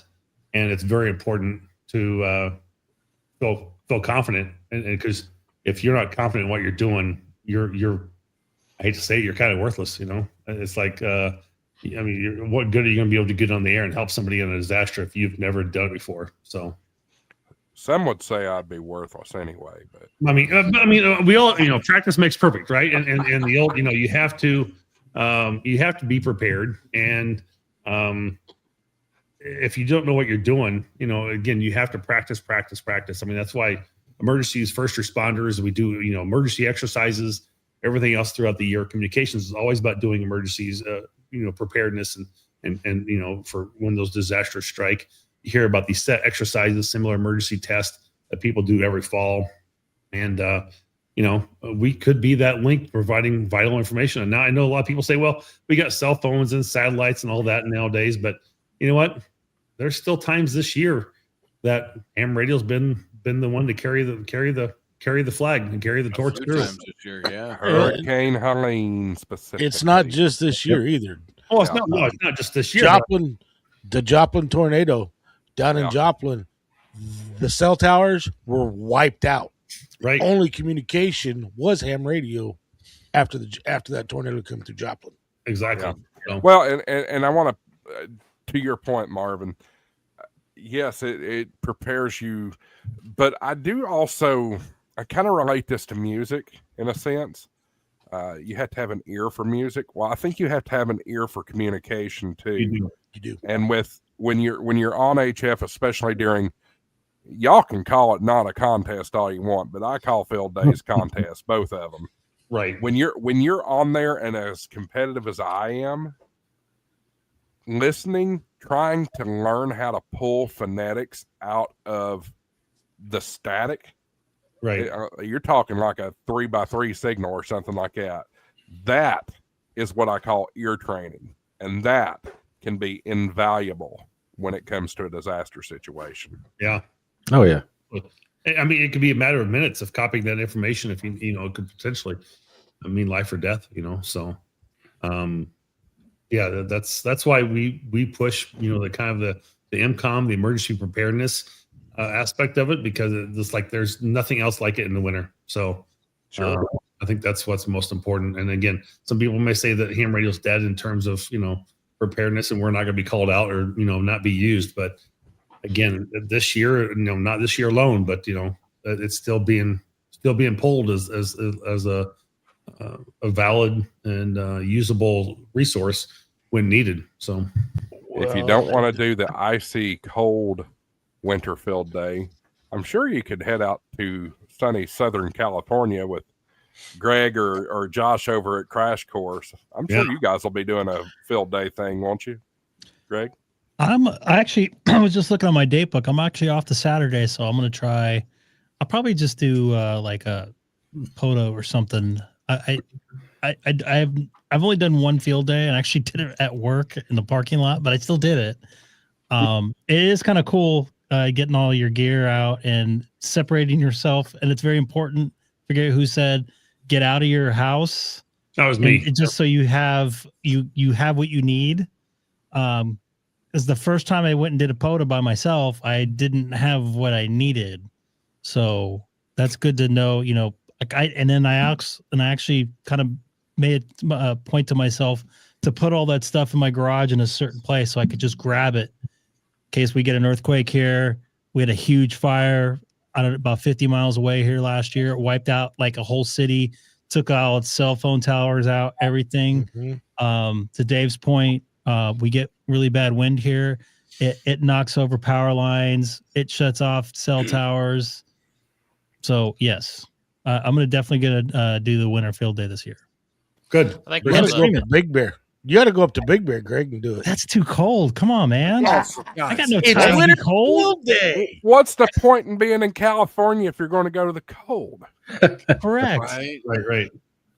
I mean, But you know what? It's not that cold up in Big Bear, and you never know anymore if they're even going to have snow in January.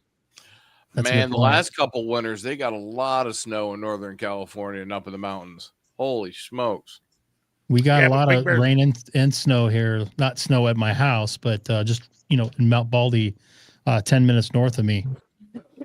Record the last 2 years. So Yeah, they've gotten dumped on. Hey, Hey, Greg, Michael, what Big Bear- Big ahead. Bear's not up. Big Bear's not in Northern California. It's probably 45 minutes north at the most of Greg. east of me, yeah. Yeah, northeast. Kind of out between you and Vegas, I guess. M- Closer to you. than Yeah. Between me Vegas, and but- Palm Springs. Okay. Yep. Okay. It's a little more towards. Fair enough. Let's go down to Andy. Andy, I know you've got some stuff going with the World Radio League for the. Yeah. Before we go to India, one thing I want to say is that yes, so Ham or Winter Field Day last year partnered with the World Radio League, and we are partnering with them again this year for our kind of official logger, and they've got their Winter Field Day contest up on their board already, and you can go subscribe to that, and it is Go enroll. you can go enroll, and you can be Totally rated. free. Yep, it's totally free. Go enroll with them, and then you can be on that leaderboard, and it's a live leaderboard for who's doing contacts at that Winter Field Day. It's not the official Winter Field Day scoring mechanism, because you still have to submit your log to Winter Field Day as a Cabrilla or a ADI format. We do give you the option for both. We feel like there's a lot more that can go wrong with a Cabrilla format because it's so subject to what you have. But the ADF can be exported and submitted from World Radio League right to Winter Field Day, and we do appreciate that as well. So, but and I think that's a perfect transition over to Andy talking about Winter Field Day and the World Radio League together.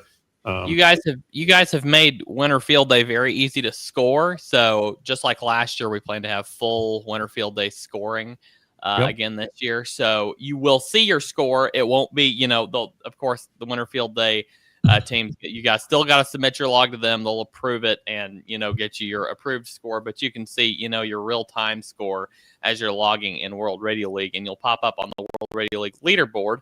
I was gonna see if I could find the it's contest. While you're looking for that real quick, looking for that, so when you do submit your log over to Winter Field Day, you can actually get your certificate for showing participation in Winter Field Day as well. Yes. So there is I saw that on your notes there, certificate. I forgot to mention that earlier. So yeah, we offer basically an award and certificate for participating in the Winter Field Day. So absolutely. Here is last year's. Here we go. This is really kind of a cool visualization. You can see, the bands that were used, modes that were used, QSOs per hour. This is really old, so some of the data is kind of expired and off the participants on the air, of course. And let's see here if it'll show. Yeah, all that data is kind of expired, but this becomes a really cool visualization, because you'll be able to see over the 30-hour period. You'll be able to see when people were making the most QSOs, when that kind of dips down in the middle of the night and comes back up again. And it's a really cool thing. This is last year's Winter Field Day. It was a very, very fun event, and I was gonna say a couple minutes ago, I think one of the coolest things about ham radio is these days when you first get your technician license, the first thing you start to learn about HF is POTA, or Parks on the Air, and Winter Field Day. Those are like the first two things you learn about, and it's just this two awesome. They're just two of the best things that's happened to ham radio. They're absolutely incredible. They help people be more prepared. They're just very, very fantastic things, and I think pairing those up, POTA and Winter Field Day, is a very, very cool idea. And now that I have a mobile rig, I might actually try that this year. But can you speak real quick before I move on here, Marvin? Can you speak real quick to what if I want to go to a park in my mobile and operate for 3-4 hours, and then come back to my shack and operate for the rest of the event? How does that work? So that's a good question. We do get that quite often, how people want to be able to go from one location to the other, but you're changing. I'll call it. Call it one mobile, and that's your one class and category, and then your other one would be, call it one indoors. And so you've changed your class now by doing that. So if you're one mobile, you really need to stay as one mobile throughout that whole event, because that's going to change for others unless you decide you want to submit 2 different logs. And I think there's so you can do that then. I don't think you can, because when you submit through your logger, it's going to see your call sign and it's going, hey, you've already submitted a log, whatever. So so that creates it's a little problematic. So I mean, if you're mobile and if you're the only thing we have to tell people sometimes is, like, if you're mobile and you had to change to go to indoors or something, maybe because the weather just got so bad you couldn't be outside no more and you had to go inside, you're just going to have to stay as one mobile through that time. Yeah, that makes sense. I mean, that's just what I mean. You don't really have an alternative choice at that point. Yeah. I mean, if you just have to go inside and work, you just got to stay as one mobile, and maybe you're indoors, but you're just going to be labeled as one mobile still. But I mean, if you're truly working home and you're home the whole time, hopefully you're, again, that integrity, and hopefully you sleep well at night. Is that you're actually working as one home, and whatever. It might even be. Is there a point difference between mobile and indoor? Yeah, because if you're as I showed earlier, if you're out in one mobile and you're making 30 contacts, so you'd be better off as far as from an integrity perspective. You're getting 3 points for every contact as a mobile versus being at home. So you'd be better off from an integrity perspective to just classify yourself as indoor if you're going to be operating indoor for any part of it. So that makes sense. Okay, thank you for clarifying that. That's something I had a question about for a while, and I wanted to clarify it. So all right, Josh, I've got a few updates for you here from the World Radio League team. We will be Marvin already covered it, but we will be working on making sure that our ATIF standard is updated to the latest version by Winter Field Day. We're going to have, of course, like we did last year, we're going to have all the objectives available for you to check in here. And, we're going to have the scoring system. The whole thing is going to be in here by Winter Field Day. So we're really, really excited and looking forward to that. It's going to be a lot of fun. I figured out I had a problem with my log earlier, and I am at the top of the Missouri leaderboard. Thank you very much. So 106 contacts. So there we go. And SSB. I think 89 of them were SSB. I had some FM and Echolink stuff I did for the net earlier in the. No, that's cheating. Using FM and Echolink. That's cheating, Andy. No, you're logging contacts. You're logging contacts. No. So now you're taking part of the crowd that says Echolink isn't real ham radio. So No. On a phone or a computer, then it's not ham radio. If you're coming out of a repeater, there it is. Then you're good to go. But if you're not coming out of a repeater, it was coming out through a repeater network. Do we have a bunch of sad hams tonight? No, that's not sad hams. That's just how it is.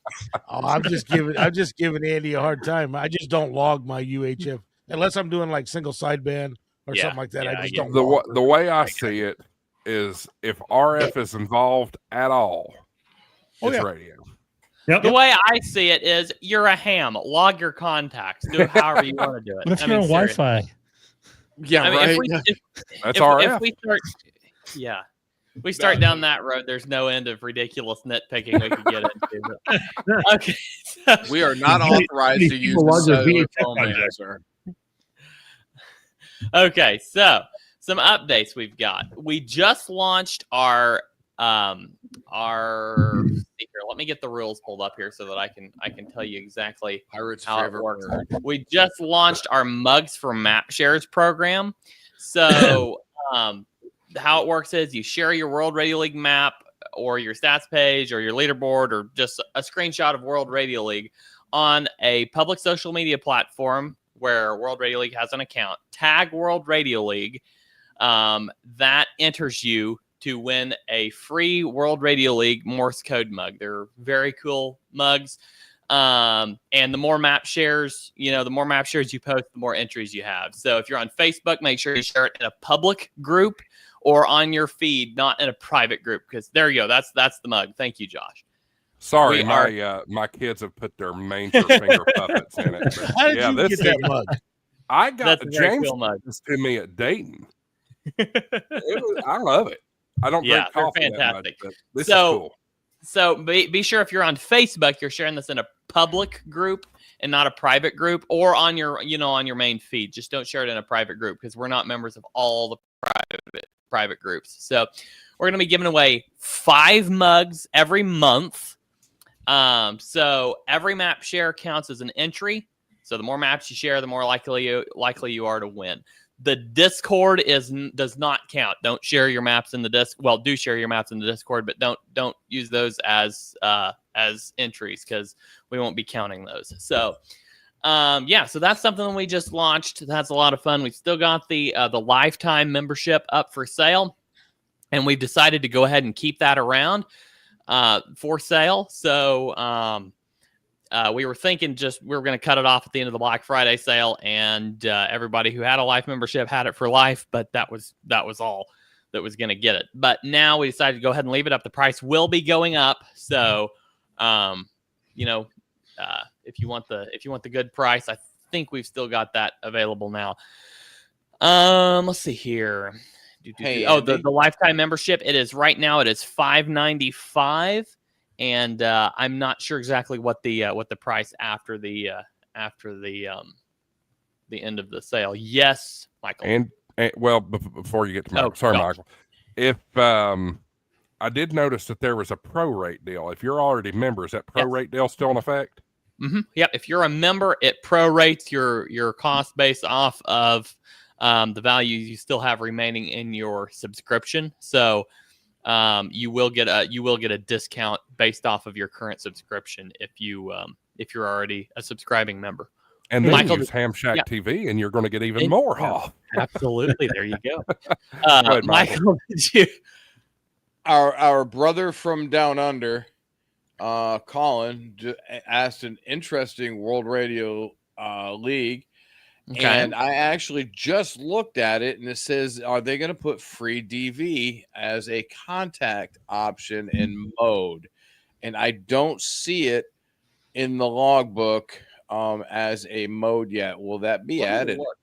I don't know if we have free DV right now. We kind of encompass everything like that under a mode called digital because there's so many. Where's our digital mode go? Maybe they pulled that one because we had most of them added. Well, there's free DIG. Yeah, there we go. Thank you.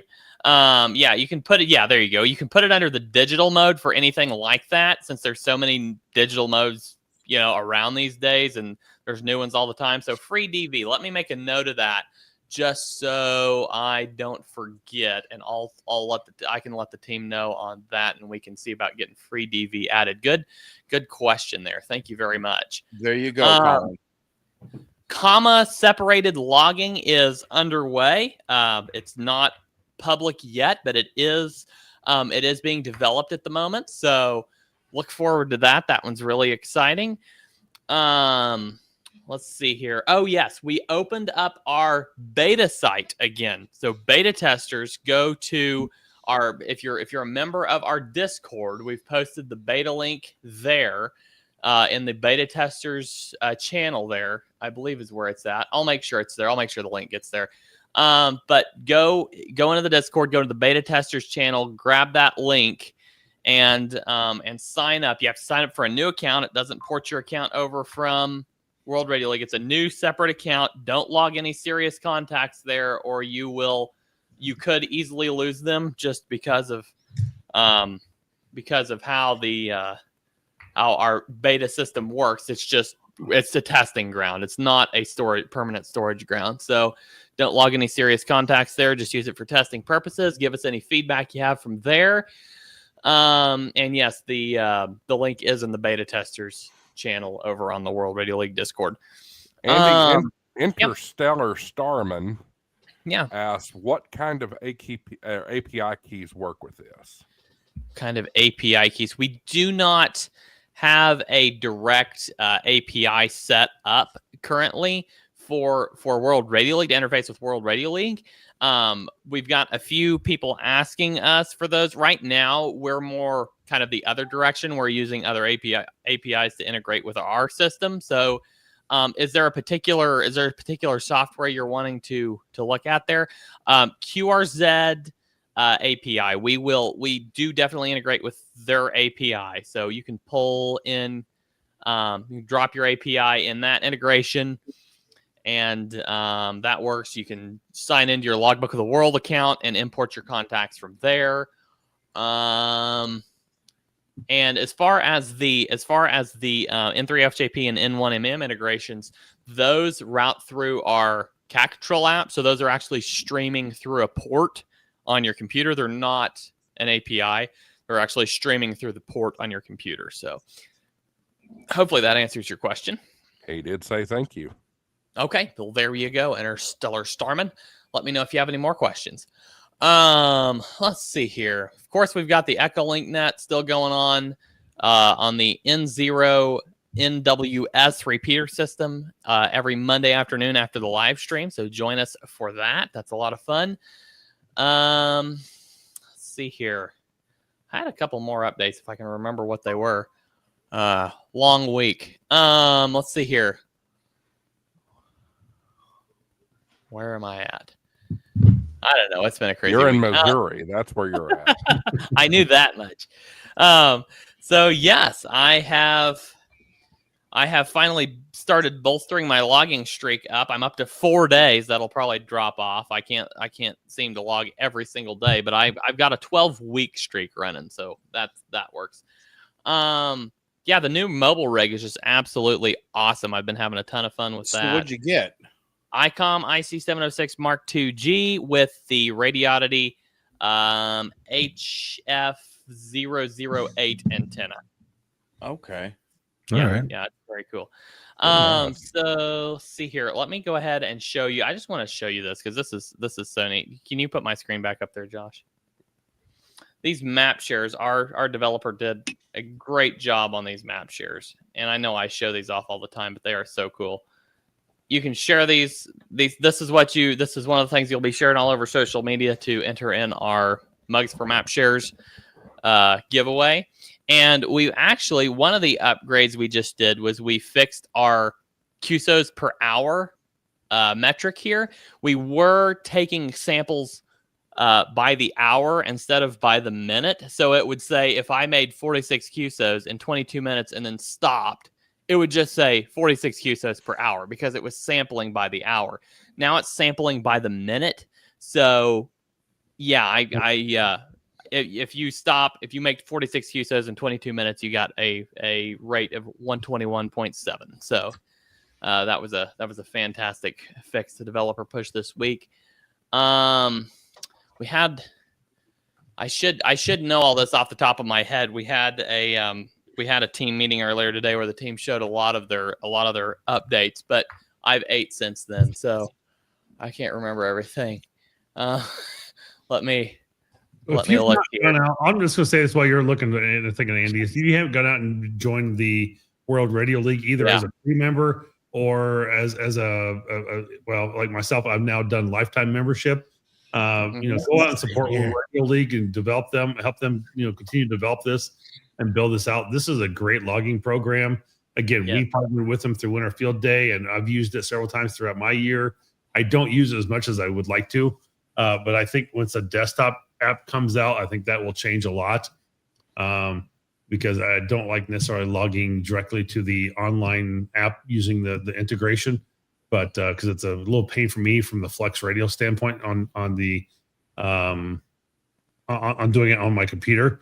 But if I got a separate logger or a separate radio like my FTDX10 or my 991A or something, it's a lot easier for me. That's just my personal opinion. But I mean, it's a great app to log on. It gives you so much details, so much information. And I mean, there's no other app like it. I mean, it's so modern day compared to some of the other apps. Yeah. And I want to touch on this too. I think there's a little confusion in the chat. Folks, World Radio League, it's free. You can go on, log on an account, and start logging right now if you want to. The paid tiers give you more features, so that's what that's about. But go try it out. Absolutely, give it a try. You can do it for free and all that good stuff. Andy, QRZ and Cat Control, that's all under the paid side, isn't it? Or is that part of it too? Let me think. No, Cat Cat Control Control's is not. Cat Control's free. The Okay. QRZ lookup, I think, is you can access that on our free tier. They charge you, but on our side it's free. QRZ imports, I'm gonna have to double check. I think that's under the paid tier, but I could be wrong there. I Can't think you're import more right. than like a few thousand contacts with a free account. Yeah, the higher tier you get, the more you can import. Yeah, absolutely. And this map here, this is a really cool map. I forgot that. I felt so dumb. I forgot this map existed until somebody showed it to me today. But this map is a live map of contacts going on right now around the world. So very Where's cool. that at, Andy? You go from the homepage, you go to most recent contacts here. You click view recent, and then you go over here to map view. You've also got a globe view here as well. So that's just more of so that's the globe view. That's what you see on the homepage. Yeah. Right. Mm-hmm. But Yep. you've got a cleaner version Yeah. through that for sure. route. I like that. Yeah. Hey, Yeah. Andy, bring up the California QSO party in contests. Okay. Yeah. I'll get there in just a second, Dave. I had a couple other updates for you. Cat Control is we're getting ready to push a fix there that will include the new Hamlib binaries for the FT710 and the FTDX10. So that support will be here very soon, and then Is that fix what's causing Cat Control to disconnect from the website? Are you still having that issue? I just had it last night, but I didn't get it. It only happened to me once, so I couldn't get a video. And Okay, Prep and Pulse asked the same question also. Okay. That's really weird. So, if it happens to you again, send in a bug report. I can't remember if that. I don't know if that fix is included in this one or not. It might be, but if it happens to you again, send in a bug report. That way we can track it. Yeah.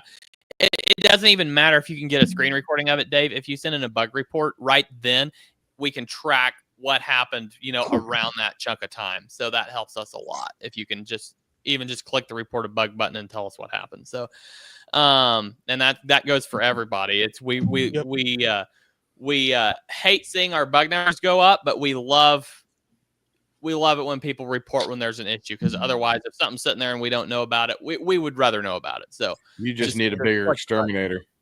And guys, they respond quick. We do have a bigger exterminator than we did a couple months ago. We've added a new member to the dev team, and yes, Brad is doing awesome job over there on responses right now. Me and him and James, all three will jump in there from time to time, but he's handling most of it. So give Brad a round of applause in the chat there. He does fantastic. So there's two things I want to add to this. One is Interstellar, Starman, FT8, and Grid Tracker. Yes, you can do FT8 and Grid Tracker with World Radio League as well. It will work. Absolutely. And then the other thing is, as he just mentioned, they have a stellar team that's doing the troubleshooting and working with you and trying to figure it out. But there's also, and I will, like earlier this week, James hit me up with another guy that was having issues connecting with his Flex and his Maestro. And he's like, hey, Marvin, you've kind of Flex history. Can you, help and figure this guy out why he can't connect to the World Radio League with the Flex radio? And so I said, I was able to kind of troubleshoot it, walk him through a couple things. And so, I mean, there's team members and there's other people who are within the World Radio League community that may have experienced your same problem before, and they may know how to tell you to fix it as well. Yeah. So there's a community support that's within the World Radio League that is invaluable as well. So it's not just the guys on the World Radio League team, but you have all the community support that helps them out. That makes it really great. 100%. Well, we're getting ready to drop a feature, by the way, that we've had some people go up here to adjust their location right here, and they adjust it for a logbook and expect it to change the whole logbook. Well, the way we have this set up is we don't want you to accidentally do that, like just when you're trying to change your location for your contacts moving forward. So it defaults to changing your location from that point forward. The new contacts you log will be at the new location. Well, we're getting ready to add a feature where you can check a box down here that says apply this to all existing contacts in the logbook. So that's going to be a performance improvement.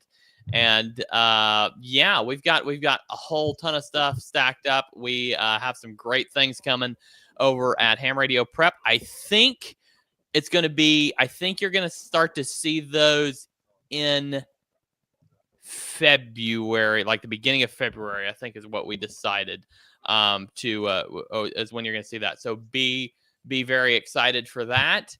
And Professor Jim just started a Ham Radio Prep study hall live stream on Facebook. So go watch that. I think the next one might be December 15th. So go check that out and give him some support over there. It's just basically new hams can come or studying aspiring hams can come and just ask questions about what they're studying and for him to answer. So that's really a lot of fun. And then we've got Andy, before you jump into that, Greg has informed me he has to jump. So I want to give him the proper goodbye. Greg, thank you for coming. Thanks for having me on. I appreciate it. I'm playing Mr. Mom this week. My wife's dealing with some family issues, so I got to take care of some stuff here in the house. But you guys take care, and I might be on a little live stream a little bit later. So take care. Yeah, real quick before you jet, what's your general live stream schedule so everybody can catch you? It depends on when I'm available. It's generally at night after I would say 7 p.m. Eastern. Probably closer to the 8 p.m. Eastern time. I caught you just minutes after you stopped streaming today. I was frustrated. Oh, did I say that out loud? Dude, yeah, I'm midnight, 1 o'clock. Whenever I can, I work about 60 hours a week, so it just whenever I'm free, I'm trying to get my all states, or not all states, but the 12 days of Christmas or 12 days of QRZ going. So I've been coming on in the afternoon and trying to make contacts. I might try to do that maybe next week, but I'm also I got to travel next week. I got to go to the East Coast. So we'll see how things go. Well, sounds great. Where are you headed to, Greg? It's work. I don't know. I don't want to disclose yet, but it's actually going to be out of the country of all things. So we'll see. East Coast. Greg, thanks for coming, man. Yes. Yeah, thank you so much. Come back anytime. Thanks, Greg. All right, thanks for having me. I appreciate it. Thanks, buddy. Good to see you. Night, bud. Back to you, Andy. All right. Well, that's basically, that's a lot of stuff that we've got going on right now. I'm probably forgetting something. Our team has just been going for it, but that's a lot of our main updates for this week. So I think Michael started, or was it Michael or What Dave that started to ask a question? One of you guys started to ask a question, I think, a couple minutes ago. It was me. I was gonna have you bring up the California QSO party, but yeah, that's what it was. It's On the 12th day of QRZ, my true love came to me. I have a face for radio. Marvin, I'm That's disappointed. right. I didn't get my reminder that we're overtime tonight. Hey, you know what, Marvin? Josh, we're overtime tonight. Yeah, usually his computer will say it's 10 o'clock. It does. And I ended up turning that feature off 2 nights ago because at 3 o'clock in the morning, it's 3 a.m. It's like 3 a.m., 5 a.m. Like, thank you. I really needed to know that. Yeah. I wanted to throw that camera and the whole computer in the trash about the moment. I was so bad. So, like, no. I know when my wife gets up because my very large dog decides to stick his nose under mine at 5 in the morning. So I have no choice but to get up. Yeah. So sorry.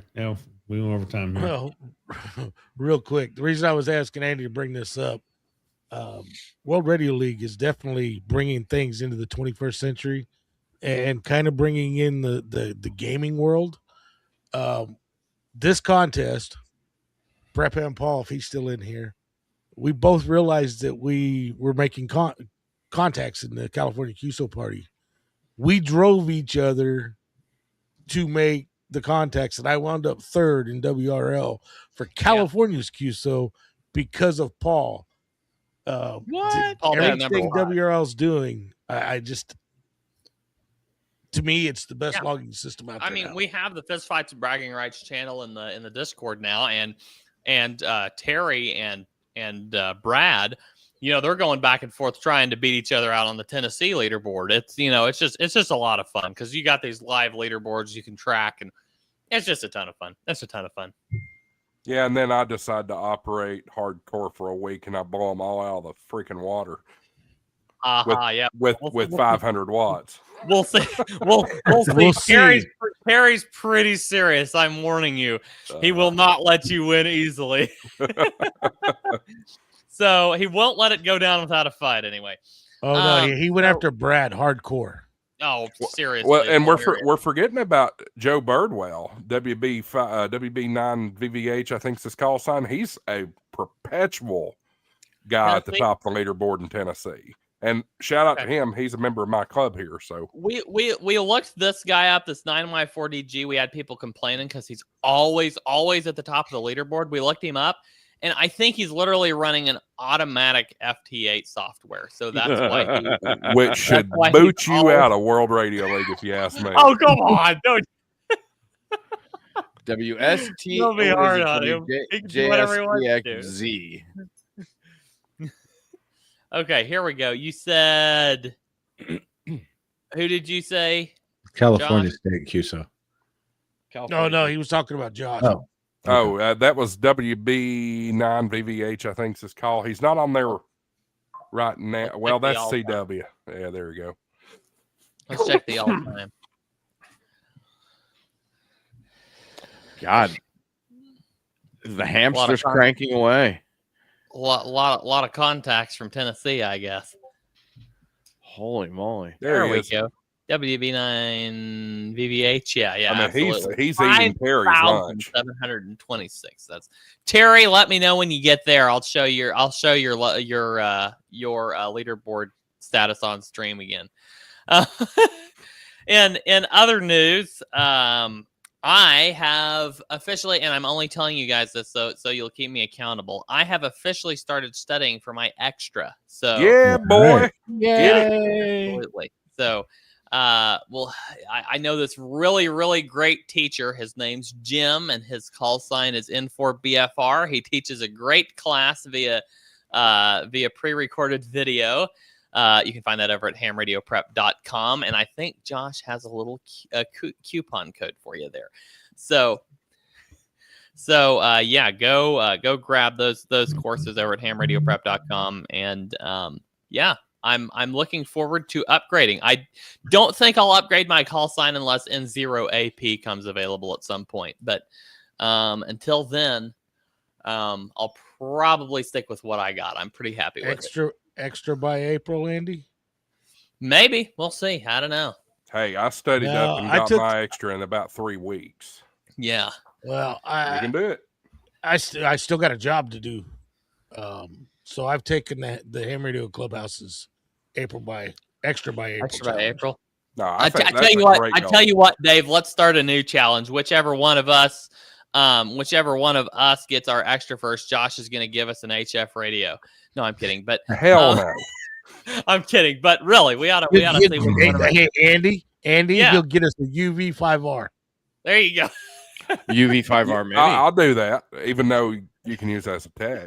You get the menu. But really, in a way, I'm serious, Dave. We ought to see which one of us can get our extra first. We ought to. You're not the only one working. I'm working too. Let's call it. Well, I find it hard to believe you do live streams during work hours. You go out and POTA during work hours. I find it hard to believe you're working. I work at this really cool place called World Radio League, and I'll tell you what we'll do.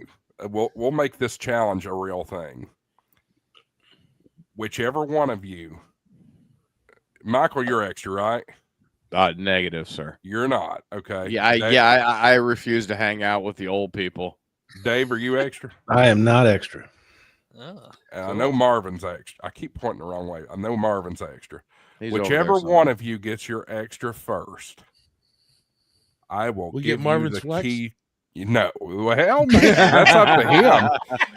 I will give the channel over to whoever does it first for one night, and they can talk about whatever they want. So long, Game on. so long, Game on. so long Yeah, as it doesn't get me demonetized. The only That's thing the only you rule. know the only thing Andy's going to talk about. Oh hell yeah! I know Oh, you exactly know what it. he's going to talk about. I will talk about cats, even though it's on. There you go. Motivation's been set. Let's see who does it And first. Marvin, if wait, Marvin- Mine will be wait, 8 hours of the wait. dulcet tones of digital, and I'll just have digital That- mode, the sounds of that- digital mode streaming. That's funny. That troublemaker Terry is studying for his extra too. oh, cool. Yeah. I will tell you this. I will take my test this weekend. I know I could pass it. I just don't want to. Well, I if do know Marvin- a if guy that Marvin is wants- a VE test session lead. I know. If Marvin wants to join this challenge, he can try to get his Argentinian ham radio license. Our administrator and partnerships and everything else, Lady Catalina, got her license here last year, or maybe it's this year. Her Argentinian ham radio license. It took her literally almost a full year, just from the time she sat down to take the exam. There are so many steps to get your license. Mhm. It is horrible. And so, but she finally got it, so she's licensed. And You not wanna extend everybody on the team is a licensed ham, but a lot of us are. So If you want to extend that a little bit further, I mean, I don't think he's going to get an Argentinian license, but he could get his grawl. Yeah. I've already got Are you telling me you've already got a grawl and you're just a general I don't even know what that is. General it's not a radio growl operator license or because it's something. not it's not a growl, it's a growl. however you say it? That are you trying to go all Mike on me? Yeah, pretty much. I mean, it's not a dog. It doesn't growl at you. Well, Michael, you have to understand, even a growl is a growl in the South. I also have my GCT1 certification, which is General Communications Technician, and I'm going for my NICET 1 and 2 here soon. There you go. Here, That's let me just show you. It's a lot of paper to make more money. That's all it is, man. It is. Yeah. NICET's just documents. Yeah, Document. paper to make money. Let me TC just show Drennan. you real. Go TC ahead. Drennan says the ham prep practice tests are great refreshers. Yes. Cool. I thought Terry Watango says I thought Grawl was the drummer for Red Hot Chili Peppers. Nice. Well, I guess we I probably can show you if you want me Oh. to show you kind of how this ham radio prep is laid out. I can show that to you. Surely. Hey, Here. Yeah, I might have to drop here pretty soon. I was going to say, yeah, we I'm probably going gotta to wrap too. this But here I'm soon. just going to share this real quick with you here. Don't drop it, You Dave. go in here. We have the video lesson, so you'll see Jim goes through, showing you what you need to know, and we have these subtitles down here. The actual answers to the test. So here, this is the the intro video. If we go to the lesson 1 video here, the answers to the test are actually highlighted in blue, like this here. So that's the actual answers to the question pool questions. We do the same thing in the text lesson down below. We highlight those answers in blue. Then you get to take we split it into 30 sections, and you get to go through each section has its own quiz, and then you can take as many practice tests as you want at the end. The practice test, totally free. You don't even have to buy the course to take the practice tests. So Absolutely. Starting to Just a think really you were cool. a And speed learner, and we've synced the mobile app now with the web app. So what progress you make in the mobile app, you've got the same progress on your web app now. So Well, you that's would great. think you would think that that would happen. yeah, absolutely. I do need to take a personal privilege here. Well, I mean, hell, it's my channel, I guess. That's the case, but yeah, why is it a personal privilege? I true. I've been hearing a little feedback out in the community, and y'all know how big of a massive fan I am of Ham Radio Prep, but a lot of feedback in the community about the sample lesson. I want to be very, very clear with everybody out there. The sample lesson is a sample lesson. You're not going to get the full question pulled. So just because you passed the sample lesson does not mean you're ready to go take your test. Please don't do that. And I did that, and I thought I was gonna. No, I'm kidding. I hadn't heard that. That's actually hilarious. That's actually even a question. But anyway, yeah. Sample lesson. We do guarantee our courses 100% if you take the whole course, the way we lay it out, video lesson, text lesson, and then quizzes, then practice test scoring over 80% regularly for a few practice tests. Then if you go and take your test and you don't pass it on the first try, then it's a money back guarantee. So that's cool that you keep track of that though. Mm-hmm. So yeah, we even have a way to tell. We recently built in a way where you can find your most difficult questions. So some question that you've missed several times before in your practice test, you can go look at those questions and figure out what lesson you need to go study again or whatever, just to kind of get a good refresher. So those most difficult questions, they show up in the mobile app's the best place to study. You can study on the web app. The mobile app's the best place to study. It's really easy to access all that. You'll just get a little graph there that shows you your most difficult questions, and you can go back through them and restudy that stuff. So very cool. Absolutely. Let's show them a wrap. What do you say? We need to get going here. 19 after. We're way over time. Quick round robin around the table. Andy, you're in the top corner. You go first. What's anything exciting this week? Well, let's see here. I'm getting a new radio in the shack and shipping off my Kenwood to see if I can get it repaired. I definitely wanted to have one in time for Winter Field Day, so I went ahead and pulled in a new one, and we're going to see if the guys up in wherever they are, I can't remember where they're located, but if they can fix my Kenwood. And then let's see here. Yeah, we've got, like I said, comma separated logging is coming very soon to World Radio League. And the Cat Control FT710, FTDX 10, I believe those are those two models there. Those are going to be, added to the library. And yeah, hopefully I will soon have my extra. Although you won't be able to tell it by my call sign because I don't intend to change that unless something really cool comes along. But I think that's basically it for me, Josh. I'm looking forward to taking over your stream for a week or for a night. Michael's going to take it. I'm going to be doing. He's going to take his test this weekend. So, quick question, Josh. You're saying I can reach out to you and you can set me up with an online VE session? Yeah, Marvin, you're ARRLVE, aren't you? I'm W5 wide, ARRL, whatever you want. Yeah.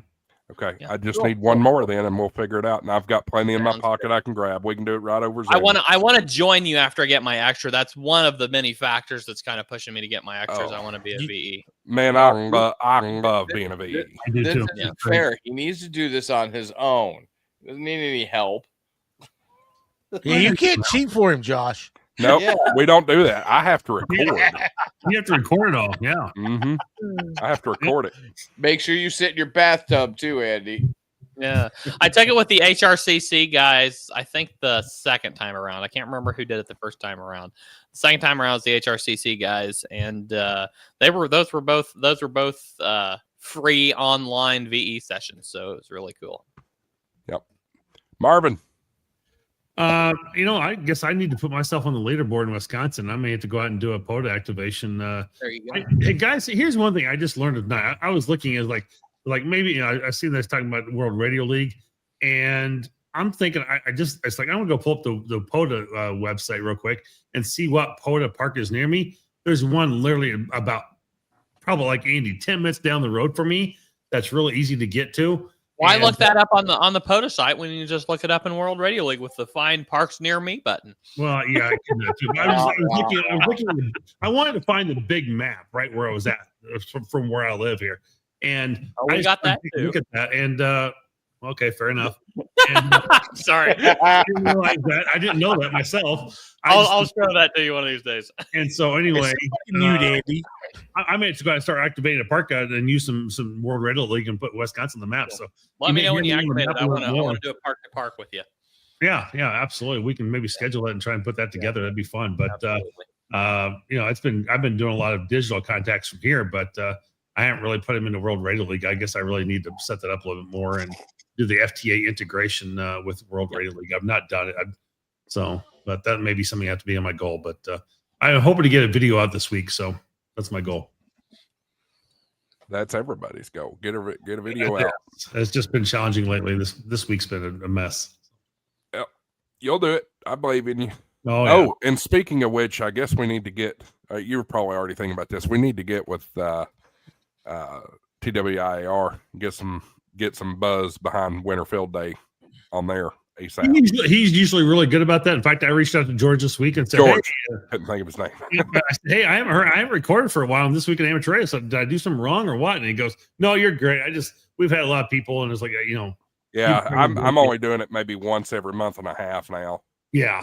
So Down a lot. so he reached out to me, and I'm going to be recording This Week in Amateur Radio. So that will come out tomorrow. I'll get it tomorrow, and then or on Friday. And then we'll record it over the weekend, have it up and running for him. So I'm looking forward to doing those. Those are always kind of fun to do. So, Which, guys, a reminder that I simulcast it. It comes directly in an RSS feed to Ham Shack TV, so you can look for it most of the time Sunday or Saturday afternoon, but sometimes it could be as late as Sunday. But just look for it. It's really easy to find. Dave, Yeah. you're next. Which one? Super Dave. Yeah. I was gonna say which day. We're going around the clock. Well, about the only things I got coming up is that battery box that I'm building, so watch for that. Cool. Hopefully I get this stuff taken care of with the car tomorrow, and then I've got to take it to the dealership Saturday morning. Then I hope to go out afterwards and do a POTA. If I do, I'm going to video that. Other than that, just between work and the car accident, I've been kind of tied up, but hopefully we'll get back to making some videos. Looking forward to Winterfield Day. I signed up as a home station. So far my knee hasn't been doing good out in the cold, so I don't know if I'm going to go out in the cold. But other than that, that's about all we got going on. Cool. Dealer Dave, Yo. what you got? Well, I'm on vacation for the next 8 days. nice. I was planning on going on a trip, but that got canceled. So I'm going to start playing with some of the stuff that I bought on Black Friday that's already come in. I've got some of this, which is the VF Comms RSE line. Nice. Oh, is that from up in Canada? Yes, it's the. How's that? Oh, do you like it? You played with it? So far, I haven't. My first thing I'm going to try and do is I was just separating the center conductor from the outer braid. I'm going to see if it's able to solder it or if I'm going to have to crimp it. There we go. I guess you could Vent solder it. solders it. Well, Vent it. it's not like tinned copper or anything. It's a conductive carbon-based tow core. Whatever Right, that- but Vince claims he solders it. Yeah. Okay. Well, cool. I hadn't gone back and looked. I didn't expect this to come in that quick. But so making an antenna out of that. And then this came in. So playing I with missed that. out on that one. Ooh, you spent the money on that, huh? Yeah. It's black. It's cool. It's limited edition. I've been looking at getting one anyways. And then when I saw that, but it came in already, which surprised me. So Yeah, and I thought about possibly combining the two. Ooh. That'd be awesome. Yeah, so that's kind of on my agenda right now. And then whatever this cold is that just really started kicking my butt during the live stream, hopefully get past that so I can go play. I've been dealing with the cold all week. I thought you were just emotional over the live stream. Yeah, I am. Hey, we do good work here. There's a reason to get emotional. Speaking of the glass case of emotion, Michael, your turn. I'm not emotional. Yes, you are. Your camera is emotional. Yeah, yeah it is. I was That's getting great. get one of them Better. Ozbots, but he has made it to where I am not getting one of those cameras. This camera is not emotional. This camera is what's the word I'm looking for? Has OCD and it's bipolar. So I just Hey, Mike, are you Michael, talking coming on from the new mic. what? Are you talking on the new mic? Do you have everything connected to where you're not? Oh yeah, everything's All right. fine. Everything's happy and copacetic. It's Michael, just- coming from a video guy, yeah. try adding some lighting and see if it tracks you. Oh, I better. love my lighting. It's Well, you can light yourself without lighting the room. This is true, but that might help. maybe it probably will because I look just as brown as everything in the room. So I don't know. Like Dave was saying, he picked up some Black Friday deals. I took the sticker off. It is a Bofang. I don't remember which model it is, but it's That's a Harris wannabe. No, this is an APX wannabe, is what this is. Yeah. Yes. Because it looks just like an APX. It even has. I've had a few people ask me why I don't like the APX. I'm not even sure what an APX is, but because of my call sign, they think I don't like it for some reason. So, oh, no APX, cute. Oh, I didn't get that until now. Okay. Yeah, I literally had people ask me, "What? You don't like the APX?" So just right. So just gonna chill out. I got a few things here that need to be done. Ooh, hold on. Keep your pants on. Oh, I don't know if I can pick this thing up. See, look, it's OCD. It just. Oh my God, this is heavy. What the? Hold on. Can you see the briefcase? I Yeah. didn't know go bags were supposed to weigh 50 pounds. It's got fuzz on it. It's got 2 batteries in it. It has 2 batteries in this thing. Wow. That's what you call a stay bag. What's that? That's what you call a stay bag. No, Yeah. he's going back to his ruck bag back in the military days. No, this is a briefcase. This is the black version of the briefcase that I have for work. I have a tan one for work that I put all my computers and stuff in. I didn't realize it was that heavy until just now because I have 2 batteries in there. I've got a 16 amp hour and a 25 amp hour battery in there. But that's my new bag. I might actually do a video on that. But it has the IC7000 in it, which Andy, you should have gotten an IC7000 instead of the Mark II-G. That's me. Yeah, it's a nice little bag, and I can put 2 batteries in it, put my radio into it, and rock and roll. I'm sure if I'd have found somebody selling an IC7000 for $500 on QRZ, I would have gone that direction. But alas and alack. There's a ham up here who has one. Did you know with the 7000 you can hook a monitor to it? I guess it was the 7100 I was looking at, not the 7000. Yeah, see, I'm not a fan of the 7100 because it looks like an alarm clock. Yeah. I don't like the end. That's the 7000. I don't. That's even what know I that run number- mobile, my 7100.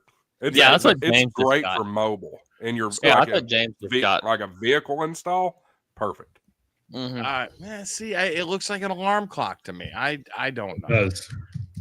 Yeah, So, the 7000 is a cool radio for sure. That's a nice looking one. Andy, the 7000 is the 706 Mark II G it has the same knobs. There's a little bit of difference in configuration on the back.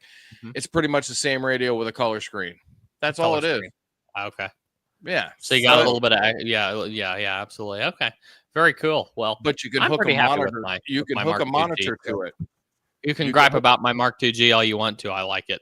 Oh, I'm not going to gripe about a Mark II G. I'm kidding. I had I'm one. kidding. But Yeah. you can hook a monitor to it. Yeah.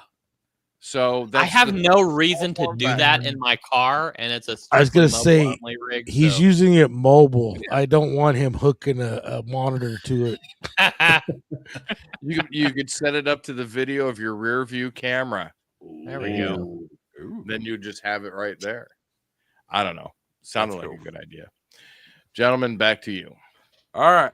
Let's dive into some stuff real quick as we wrap up. I'm not going to kick y'all to the waiting room. We'll just finish it up with us all here on the screen. Real quick, I couldn't resist this. Oh, Terry that's with a tornado. What is the difference between a tornado in Oklahoma and a divorce in Missouri? Not sure, but someone is losing a trailer. That's good. That's really good. That's cool. One or a couple of things. Let me share this one. Next week, we will be doing what we were supposed to do this week. Next week, Thursday, December 11th, 8 o'clock Eastern. Tim Berry, WB4GBI, a man that gave me my career, but not only that, has given hundreds of thousands of dollars of radio equipment to East Tennessee and that kind of stuff with all the repeaters that he has. He now owns 20 repeaters in East Tennessee. Not only that, legendary broadcast engineer, really, really excellent guy. You're going to want to tune in for this. He'll be with us next week, 8 o'clock Eastern, right here on Ham Shack TV. And who knows, if y'all get your butts in gear, I might give away a dang HF rig next week. So Is this on Wednesday or Thursday? Thursday. Thursday. Okay. Do I have my calendar on? Because that's the second time somebody has said Wednesday to me when I've You said said Wednesday in the Discord earlier. correct. I Yeah, know you that. did. I realized that, and then I went and it did that on Facebook too, and I've already corrected Facebook. So no, Okay. it is our regular live stream on Thursday, December 11th. So everybody tune in for that. That's going to be you're going to gain something from watching that for sure. Elsewhere and otherwise, I will make myself full. That's not me. I do have a quick question before you minimize me. Thank you for doing that. I actually had a question I just thought of, and I wanted to say it before we dropped. If anybody has any suggestions on on putting up just like a 25, 30 foot ham radio mast without it being like a huge tower, I would take any suggestions you have for me, because I'm looking at materials I can obtain easily, just an easy way to get it up in the air. I want to run a VHF UHF antenna off of it, and probably a dipole hung in the middle of it or something. But Hey, if you could just give me an idea. So, are you thinking about doing this in a, I'll call it a year-round situation with the antenna attached with the mast?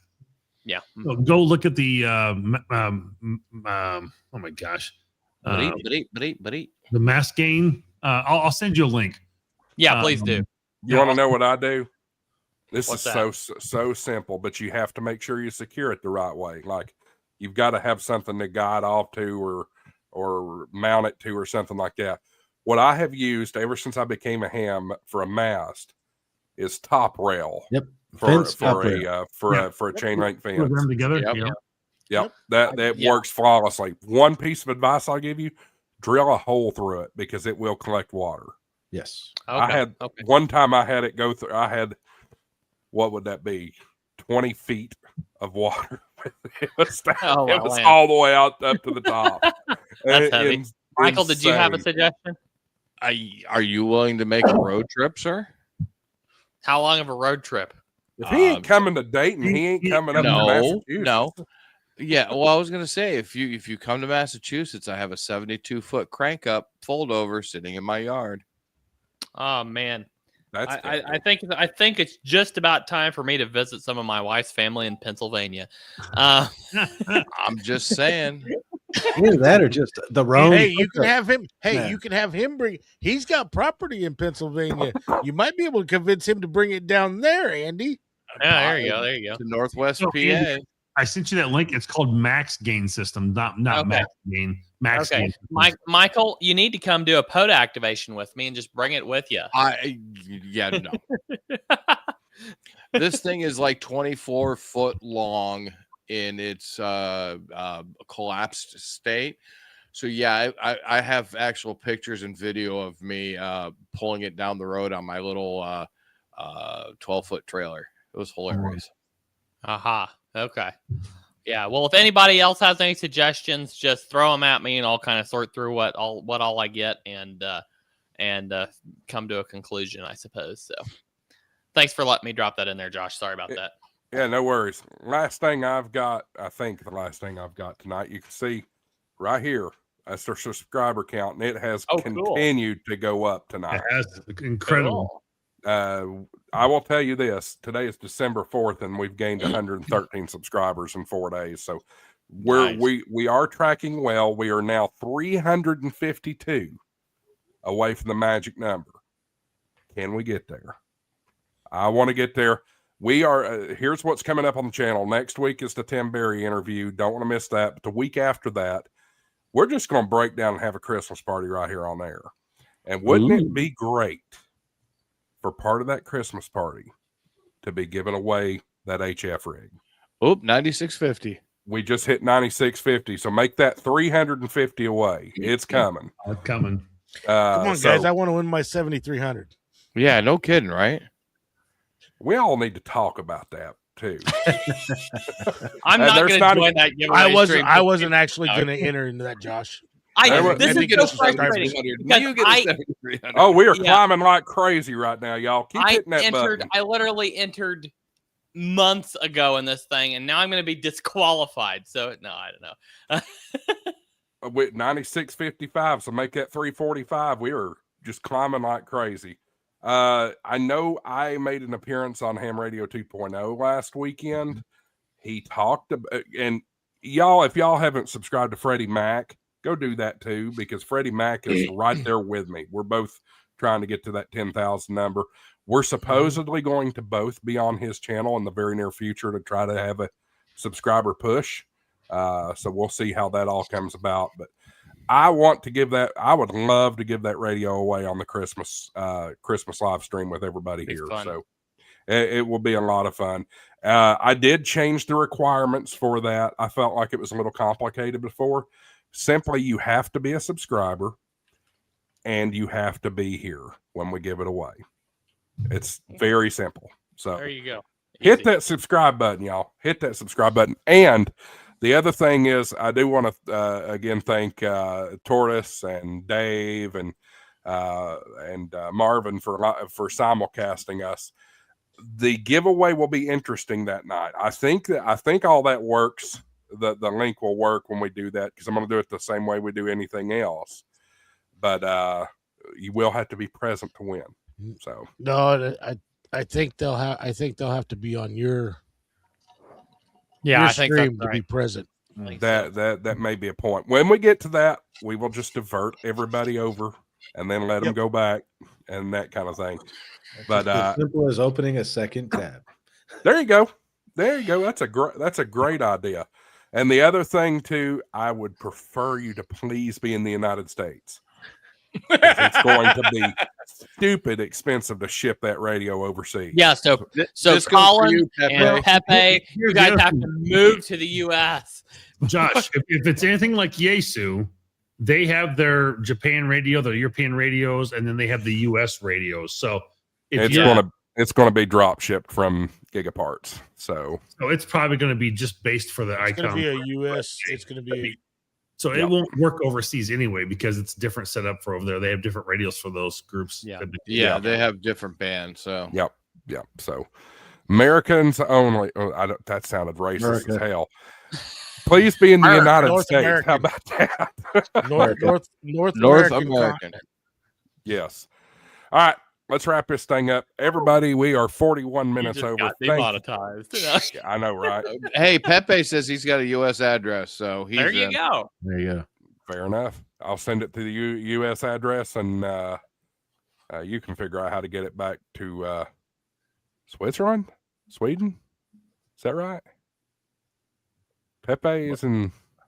I can't remember where. He's He's in somewhere. Europe. We all should know that. I can't remember. Prep Ham Paul brings up a good point. It's not just shipping. There are duties, and that is a good. Tariffs. That's another thing too. Yep. I have two plastic Japanese fans for Andy, and he'd have to pay $40 to get it through. I don't know customs. which Andy he's talking about. I have no idea what he's talking about. Switzerland. I knew it was a European-esque country. European-esque. S country. I said Switzerland to Sweden.